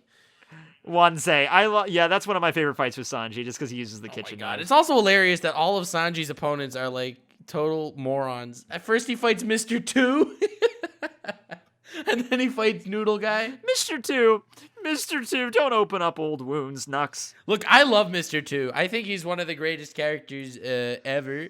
Everybody loves Mr. 2. I made a video about him not long ago. Yeah. Yeah, well, you made a video on everyone, so, you know.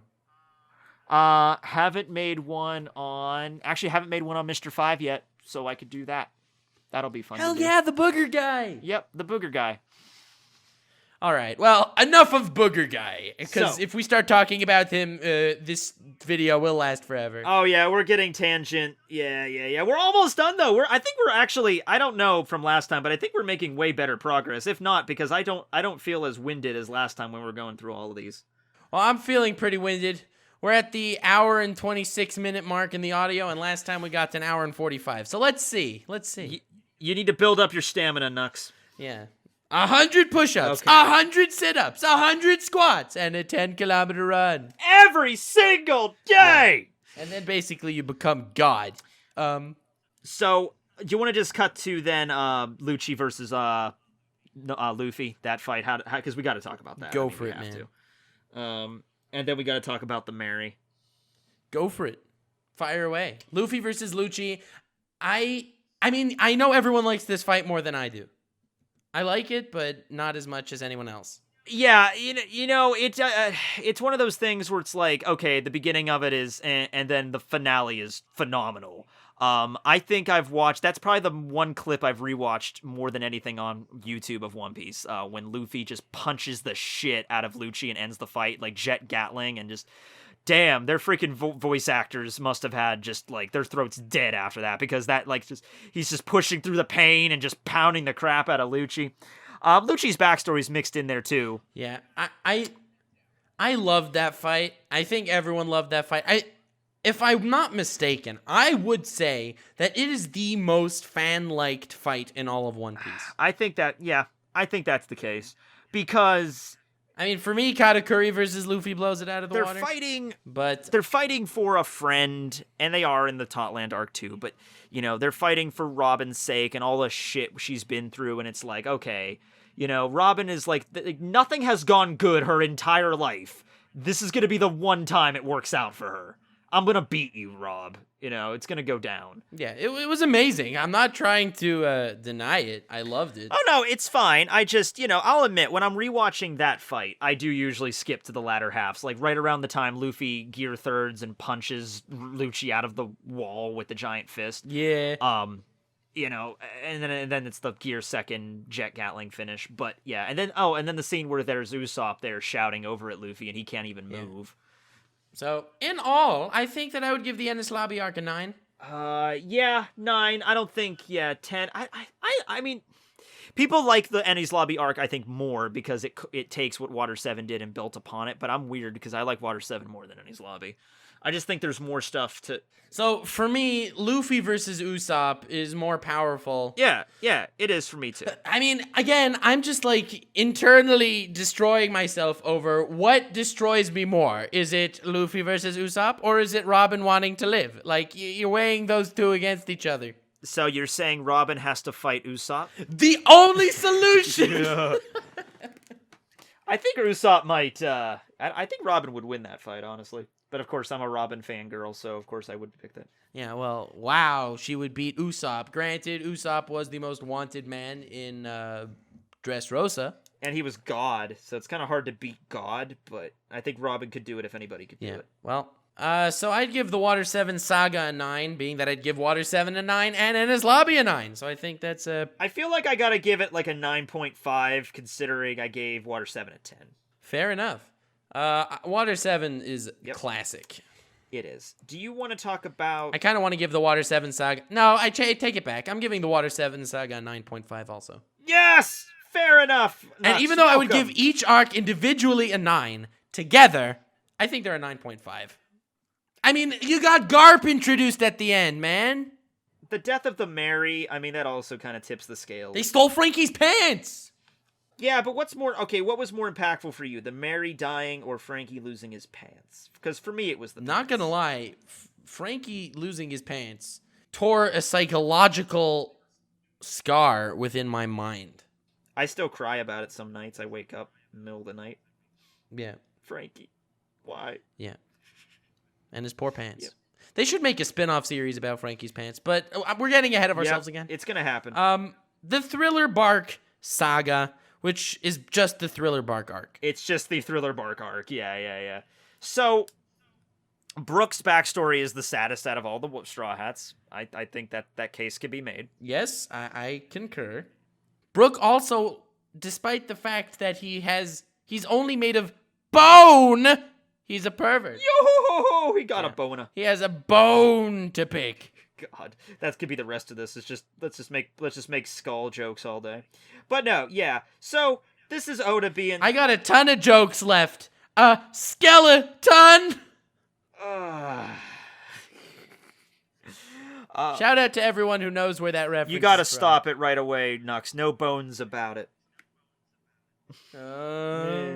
But look, I like what Oda was doing here. He was like, all right, let's have a horror-themed arc. Let's break out the freaking zombies. Let's get ghosts. Let's get invisible people. Let's get mad scientists. And he just takes all of that, throws it into a blender, and we get Thriller Bark. And like Skypiea, it is a more isolated kind of arc. But I think it I would disagree. Go ahead. Skypiea, I would say, is a microcosm of all of One Piece, but Thriller Bark isn't. It's another stop on the same journey. No.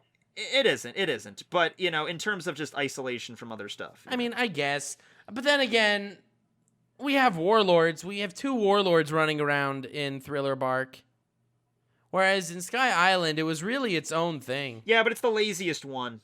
And Moria, you learn from him, it's just like, I think I might have wanted to been the king of pirates at one point, but I've just kind of like, I'm just going to rule my zombie island. Yeah, I was not the hugest fan of Moria. I don't think anybody really was. Is anybody out there listening to this? Is Moria your favorite character? If not, if so, you need to explain Yeah, why. I'm actually working on the video. What? Working on. It's down the road, but what your favorite warlord says about you, and if it's Moria, oh my god. Oh god, I can only imagine if it's Moria. I can only imagine if it was Hancock, actually. Damn. I would go with Mihawk on that. He's pretty Mihawk's cool. pretty beast. But, let's not forget about Kuma, who is the star of the arc.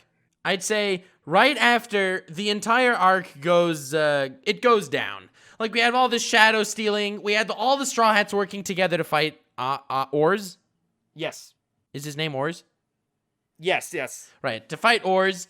And, I thought it was hilarious. It's like you have Frankie building steps in midair, Fortnite style, and then Luffy, shattering his spine. Yep, before Fortnite. You now know Fortnite copied Frankie. Frankie started Fortnite. Time to copy strike Fortnite. That might lower Frankie's stock a little bit. Oh, good point. It's not a compliment, I guess. But we got that great fight. We got Lola. Ryuma, which turns out to be extremely important right now in Wano. We got Zoro versus Dragon Slayer dude. And Ryuma, which turns out to be extremely important right now in Wano. As Tekking just mentioned, and I repeated, I'm not exactly sure why.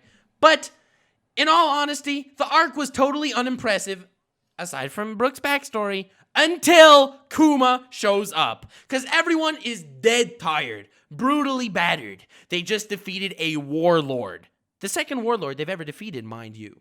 And Crocodile was... Yes, right after, of course, the glorious Crocodile. But it's like, okay, we're good. Yeah, Crocodile wasn't an easy win either. No, it wasn't. But it's like, okay, we beat Moria. He had the power of 1,000 people or whatever, but we beat him. Everybody's good, right? Everybody's good, right? And everyone's dead. And then Kuma shows up, a second warlord. Oh, no.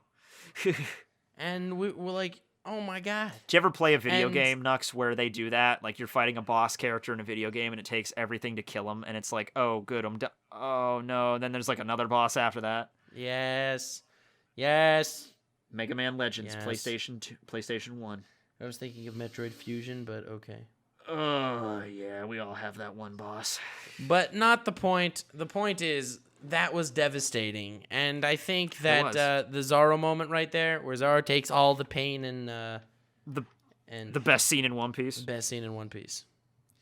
I mean, look, no hyperbole. I mean, I know people might just say, if you say that's the best scene, it's like, oh, you're nothing but a Zoro, fanboy or whatever. I am 100% a Zoro fanboy, but it really is a great scene. It really is. It genuinely is. It genuinely is. I don't think anything could match the fact that after the fight ends and everyone gets up and they're like, wait a second, I actually feel kind of good. I'm not in pain or anything. I'm not tired. And then they're like, wait, where's Zoro? And Sanji, he finds him standing there. Yep. He's just... because Zoro can't even move. He's just his eyes are all from bloodshot. the suffering he's just taken. And Sanji looks at him and he's like, what are you doing there? And he's in a pool of blood that there shouldn't be that much blood in a human body. And Zoro, who can't even move, stands there. And after Sanji says, like, what happened? Another warlord showed up. Why did you decide to leave and all that? And then Zoro just, like, with his raspy, beat-up voice, nothing happened. No, nothing. Yeah, he's all bloodshot. He's bleeding, and he just, oh, God.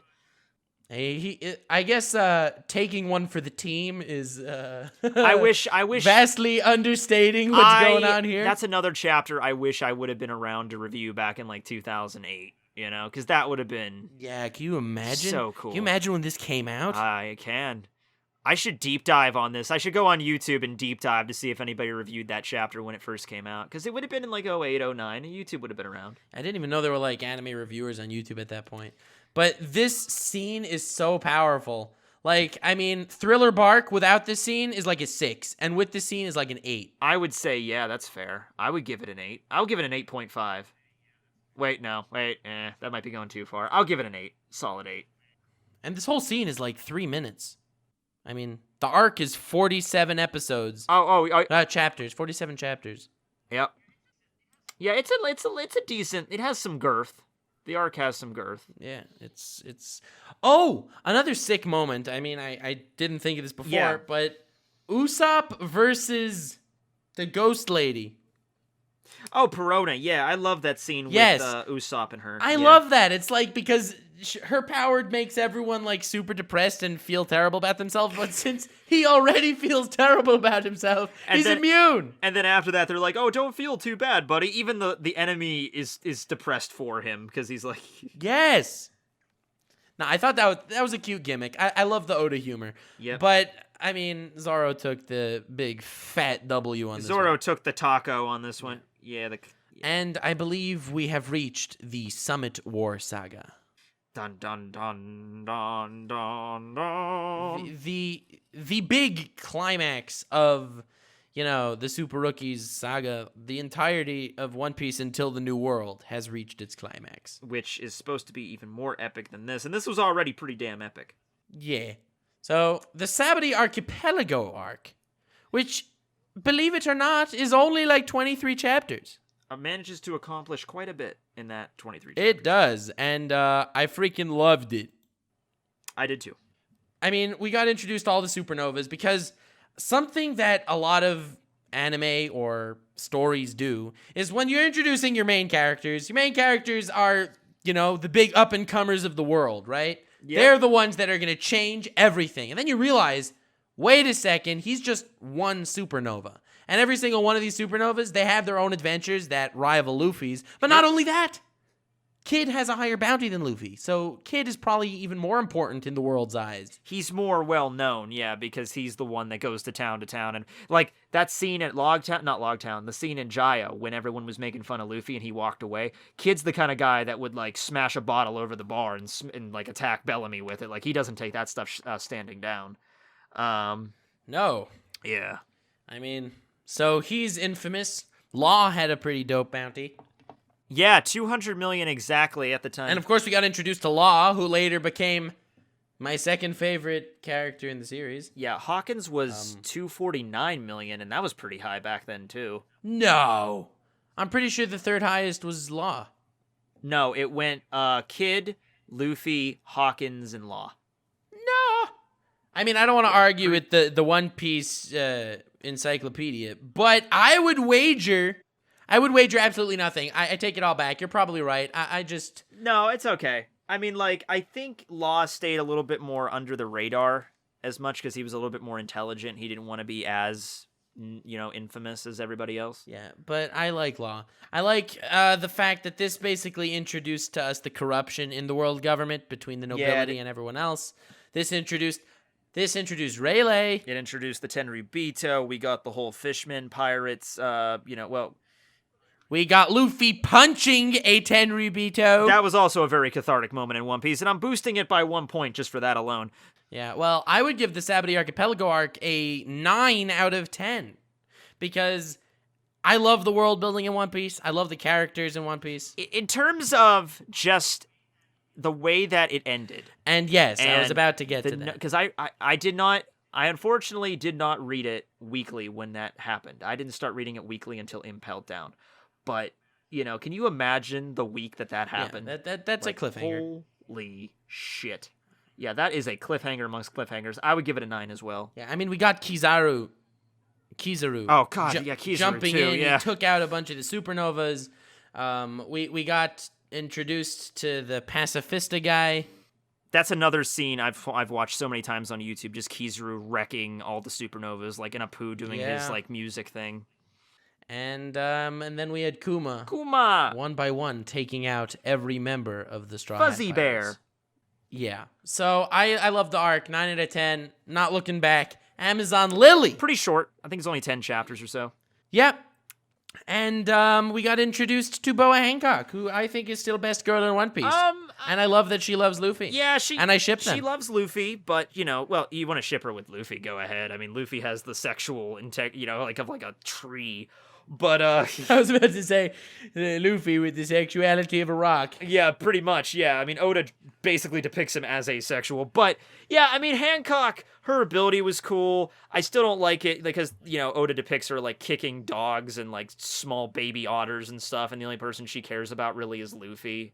And I'm like, all right, you have a... And Whammon. She respects Whammon. You can have... Well, even her own people, she's kind of not the nicest person to. So... Yeah, but they all love her. Yeah, they do, because she is beautiful.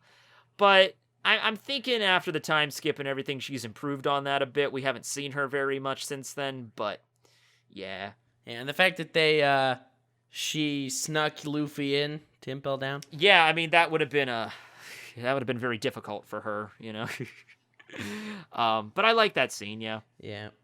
Yeah, I like that whole arc. I like the fact that he said that Luffy really lifted their whole spirits after beating her sisters. Yeah, well, what he did was, and the thing that really spoke to everybody, because you have to figure in Amazon Lily, all of the women there think men are like straight up demons, the way that they're talked about.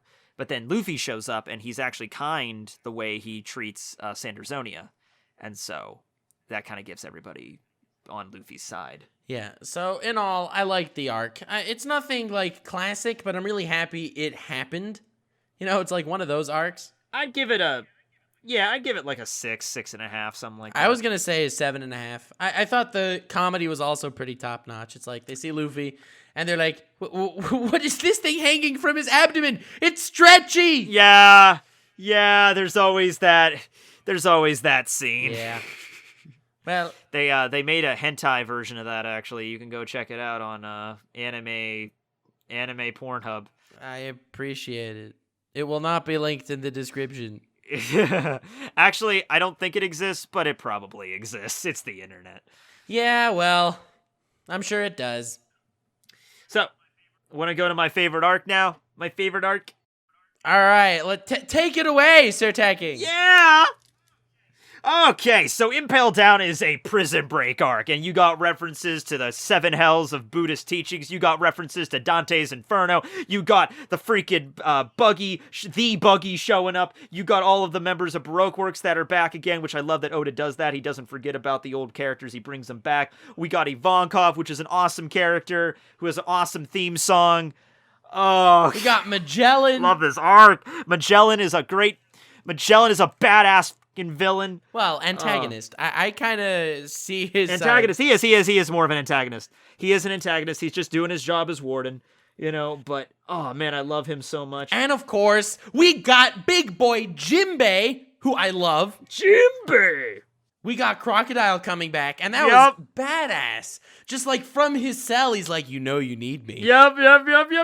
I love that. And it's like, oh my god, this is the guy that took forever to put in jail. There's a moment where Luffy kind of squints because he can't see him, and then he realizes who he is, and he's like, oh, you! And he has this whole ragtag team of pirates taking down the entire freaking jail. And as it gets levels lower, he has like higher level guys on his side. Yep. I love it so much. And there's a whole society alive in the jail. Luffy starts the arc off like with nobody, and he has to basically build up a de facto crew as he goes. And he does. And Mr. 2 is like the most loyal pirate ever. Yep. Mr. 2, I forgot to include him. There's just so much cool shit about this arc. I give it a 10 out of 10. I'm giving it right now because I don't care. Maybe you don't like it as much as I do. I understand. I'm a huge fanboy for Impel Down, but I have watched this, like I said, probably 4 or 5 times, in its entirety over the course of, the years it's been out. Well, I love Impel Down, and I'd give it a solid 9. Yeah, it's so much fun. And it's just the setup for Marineford, but I love it so much. I might actually love it more than Marineford. In fact, I probably would rank Marineford lower than it. Well, fair enough. I mean, we got Blackbeard at the end of the Impel Down arc also for fighting Luffy. Oh my god, yes! That scene where Blackbeard's just walking toward Magellan, and he's like, so I guess you're Magellan. And he's like, I guess you're Blackbeard. And then he just covers it in poison and just done. Wipe. Yeah, that was crazy. And if Shiryu, and this is 100% factual information, if Shiryu did not show up and give them the fucking antidote, they would have died. They would have died. They were poisoned. There's nothing else they could do if they didn't get the antidote. Yeah, Magellan was an actual badass. Yes! I love Magellan. Damn, yeah, Impel Down was a hell of a sick arc. I mean, it also introduced us to the ultimate prison of the world. This is the prison break. Luffy left a mark on history, man. Yes! It was glorious. It was like one person broke out of Impel Down in all those years. Well, actually 2, because Morley also escaped. But, one person of note. And then Luffy breaks out with like 250 people. Yeah, it's pretty insane, man. Man, just one more thing to wrap it up. And people think Magellan, because he got the crap beat out of him at the end of the arc, because he had to go deal with level 6, and later on you see him and he's all banged up and shit. But, I like to think that he took out a bunch of level 6 prisoners before he eventually got, overrun. I like to think that was an epic battle for the ages. Yeah, Magellan is quite the beast. I mean, he took down Luffy in a heartbeat. And I love his sense of humor, too. The whole thing with the diarrhea jokes and things like, okay, that's what we're doing with that? All right, fine. And Hannibal's fun, too. Yeah, so I'm a big fan of Impel Down. Because this also, we get to see the political structures. I mean, until now, we're used to the wacky stuff on islands. But this was actually man-made, Yeah, it was. And it's like, how did they do that? All right, fishman slavery. Probably a whole bunch of fishman slavery. Yeah, probably. But... So, I give it a 9 out of 10, you give it a 10 out of 10, and I respect that, because this arc was incredible. Yep. I have no regrets. I have no regrets of that at all.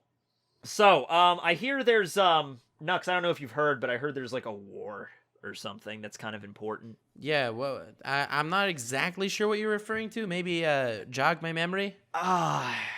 It involves a guy with a mustache. A mustache that the anime righteously calls a beard. In fact, I've come to the conclusion as to why the world calls him Whitebeard. Because... Do you know the... Go ahead. Do you know the real reason, though? Because it's funny. Is it because in Japan, beard and mustache is all beard? Yeah, it's hige. Yeah, it's just facial hair. Just means facial hair. Right. Well, I came to the conclusion that... Whitebeard is so badass that he could call his mustache... It took you till now to come up with that conclusion? No. I'm explaining here. Whitebeard is so badass that he can call his mustache a beard and no one will argue with him. That is the funnier way of looking at it. And I've seen that meme, and of course... Did you start that meme? I made it in my honest descriptions, actually. I think that's where it started. I think it deserves it, because that is pretty damn funny. Yeah, and I have to say, my favorite line I've said in my honest descriptions video in regards to Whitebeard was, you know how he calls all of his crew, like, his children? Yes. And they all call him, like, father, whatever. Yes. And, his ship is called the... Moby Dick. So, whenever he tries to recruit someone to his crew, he technically says... Hey there, boy! Ride my dick and call me daddy! Dude, you need to make a shirt of that. You might have to bleep out some words, but man, you could... Oh my god, no one will wear that. Oh, I would. Oh, screw that. I would wear that to church, and I'm a damn atheist. Oh my god. I would go to church just for the sake of wearing that shirt. But it's a sick line. I was so proud of myself when I came up with it. Oh, man, it's like, yeah, every now and then it's like, because you script your stuff, I don't, but every now and then when I'm coming up with an idea for a video, I'm like, I need to come up with like a catchphrase or a really good joke. Every now and then I'll come up with some good ones, but my favorite one is the attempted murder joke, because Karasu can turn into crows, and I'm like, a group of crows is called a murder, and a group of only 2 to 3 crows is an attempted murder. A lot of people like that one. Hey, that's a sick one. Yeah, a lot of people like that one. I stole that from a friend, though, that told me that in high school, unfortunately, but, you know. Yeah, but it works. It works. It still works. It still works, yeah. Yeah, but I was proud of myself that I came up with it. But anyway, it's a weird line. The moral of the story is Whitebeard's an utter badass. Right. The guy took like 1 million sword wounds, 1 million cannon wounds, 1 million bullet wounds to his torso, but not a scar on his back, because this guy will never run away. Look, there are a lot of old badasses in anime, and a lot of them die, you know, they eventually end up dying by the end of the series, like Jiraiya, spoiler alert. But the way that they handled Whitebeard's death, that is the way you go out. Because the entire end of that chapter was just... Yes, it was majestic. He died on his feet, the sun was shining over him like this towering, imposing figure, like a statue, like a mighty Greek god. And the narrator just goes through everything he suffered. That's how you end a character. Damn. Yeah, that was powerful. That was so powerful. Now, we kind of avoided talking about Ace, and it's not because we don't like Ace, it's just because we just kind of forgot about him. Yeah, we kind of skipped him in Alabasta, too. Yeah, we did. He's, Luffy's bro, and Luffy wanted to save him, and he didn't, kinda. Okay, to put it in different words, Ace was a plot point. And after being a plot point, he was also a character. He was. And I feel like Blackbeard gets a lot of credit because he really orchestrated the whole thing. He did. Kudos to him. I mean, yeah. And then he became an emperor. And it was one of the greatest rises to power ever, because not only did he end up getting an entire crew out of prisoners thanks to Luffy, not only did he manage to nab Whitebeard's power thanks to, getting Whitebeard to chase after Ace, but he also terrified the entire world in front of their faces.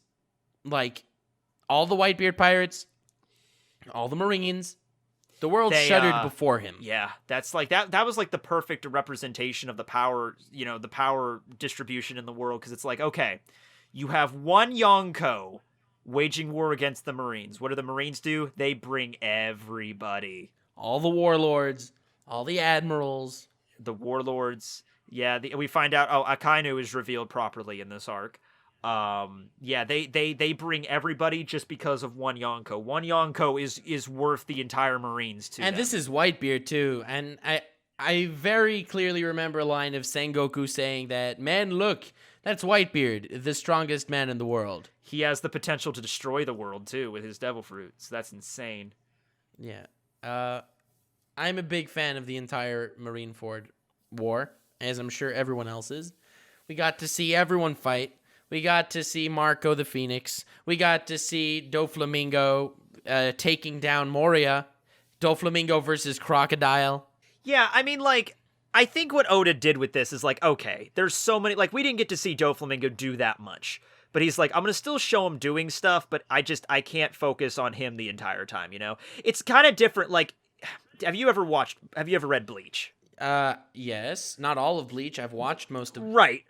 Well, in the Fate Karakura Town arc, the way that Kubo did it was like, okay, every one of these characters has to have their own little individual fights that's going to last like 2 to 3 chapters. And the way that happened kind of screwed up the pace of the arc. Oda couldn't do that. He couldn't like, okay, here's Jinbei versus Moria, and that's a 2-chapter fight between Moria and Jinbei. Here's Doflamingo. No, I really like how Oda did it. Yeah, I do too. It felt like an actual battle. It felt like all this shit going on at once. Yeah. I mean, the whole thing starts off with like, Aokiji making tidal waves. Well, Whitebeard makes tidal waves. Oh, man. Aokiji freezes them. Yeah. It's like, yeah. This was a top tier fight. And then Shanks ends the whole thing. Just bam, done. By showing up. It's like, It's like that scene in Pokemon where Rayquaza comes down and just shouts at freaking Groudon and Kyogre. Yes. And they just go back to sleep. Yeah. Oh my God, Shanks shows up and everyone's like, I wasn't doing anything, and Blackbeard leaves. And that's how you end a war. Shanks shows up and with his crew of like less than 100 people, probably only a dozen or so, a few dozen, and they're like, "You want to still fight? We're right here." I'm like, "Nope, we're done. We're done. Have a nice day." And they just wrap everything up and goodbye. But again, not to put too much pressure on Ace here, but Ace's death felt more like a plot point for Luffy's sorrow than a character death. I mean, we didn't really... And while it did hit me, I felt worse for Luffy than for Ace. Here's a question for you. Do you think it would have been more impactful if we got Luffy and Ace's and Sabo's backstory before Marineford rather than after? That's a very valid question. Yeah, because then we would have learned more about his past. I would say yes. I would say, I guess, interwoven to Ace's death. I feel like it would have been the prime time to, like, give us flashes of what was going on. And I understand, he wants to get, Oda wants to get to the war, and you can't bog it down, because the post-war arc that was like a 10-chapter mini-arc. You can't distract us from that. Yeah. No, I don't mean 10 chapters in a row, but just, like, small flashes, not the whole story. Oh, yeah, something like that. We got a few of those, but they weren't anything coherent enough. Although we did get his birth before the war started, like with the whole thing with Rouge and Roger, but he was a baby. That didn't really serve to his... Well, it did help his character out because how he felt about his dad and everything. Here's the thing. We never really... Luffy was inspired to be a pirate because of Shanks. Why does Ace want to be a pirate? Because it's like, he doesn't like his dad, so is he trying to become a pirate to prove his dad wrong or to prove the world wrong? It was never really made clear to me. That's why, again, I feel like Ace is more of a plot point than a character. I disagree with that, but I see where you're coming from, I'm not saying this to Ace's major detriment, because I did like him as a character despite this. I even like the detail that he spelled Ace wrong on his tattoo, and he, like, crossed it out. Yeah, and that's not a mistake. That was because of, Sabo. Yeah. So... It might just be because after Ace's death, we got the flashback. Then we had the light novel series. I don't know if you've read the light novels. I haven't read them directly. I've read the translations and the general idea of them. I hope at one point they actually get animated, because they would be really cool to see animated. But yeah, I don't think he's a plot point. I did care about his death. I wasn't, like, choked up about it or anything. I didn't cry when he died. I was actually a little bit more choked up when Whitebeard... I didn't cry or anything at either of them, but I think I was probably a little... But I was, like, taken aback. When Whitebeard died, I was like, whoa, this is the end of an era. I didn't see that coming, because I'm like, okay, the arc is finished, Ace is dead, end of arc. Oh, Whitebeard's dead too. Oh, shit. Yeah. That was my reaction. Yeah, I was hit more by Whitebeard's death, I guess, but not, like, in a saddening way, in just, like, sheer respect for this guy. Has any moment in One Piece ever made you cry, Nux? So, I'm not good at crying. I'm not either. To media. But so, the Mary kind of got me a little teary. None made me cry. Kind of. Yeah. I have teared up at occasion. I mean, I'd say... It's okay to cry. I know. The Mary, Brooks backstory, I Want to Live. I didn't cry at Book's backstory, but it was pretty sad. And in the end of the day, Ace was a bit of a dick too. Like, he left Whitebeard to chase Blackbeard, even though he was told not to, and he was like, no, but for the sake of their family and whatever, and he ended up killing out everybody. I understand why. I mean, I understand his motivation for why he felt he had to do that. He's like, okay, Pops accepted me as his son. I never really had a real father, so I owe everything to him. And now this is my family. And Blackbeard, because he was member of Ace's division.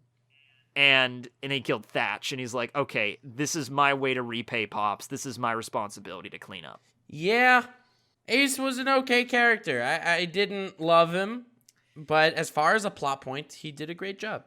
Yeah, that's fine. I mean, I probably like him a little bit more than you do. But that's fine. I mean, we all have our own opinions. And So I'd give the war a 9 also. Yeah, that's probably a good place to put it. One notch below Impel Down in my book, because I've certainly watched Impel Down more than Marineford. And I would give the post-war, which we touched upon, an 8. 9. I'll keep it a 9, just because of Impel Down there and everything. And I would give the entirety of the Marineford saga, the Summit War, including Sabbaty, Impel Down, Marineford. I'd give the entirety a 9.5. 9.5 for me too. I'm just gonna follow your lead on that one. I'm not gonna give it a 10. And in all, if you were to give a rank to the entirety of One Piece until this point, I thought you were gonna ask me that. That's a loaded question. I would give it a 9, a solid 9, 9 out of 10. 9.3. All right, you be that guy. Be that guy that gives it the 0.3. I love One Piece. I do. I was gonna should I say 10, but 9.3. 9.3, kids. All right. Well, I'll live with the 0.3. Sheesh. Well, that's good because you're gonna have to. And this was even longer than last time. We just hit the 2-hour mark in the recording. Yeah, I see that on there. I'm a little hungry. Sounds good. Because I didn't eat lunch today. And we've been recording for ever. And it's 6 o'clock at night. I filmed a video and then I edited the video and I'm like, maybe I'll have time to eat before this. And then I'm like, nope, I don't. And I'm like, yeah, I'm kind of hungry. So I think I'm going to go get some McDonald's or whatnot. Sounds exciting. Yeah. Do they have McDonald's in Canada?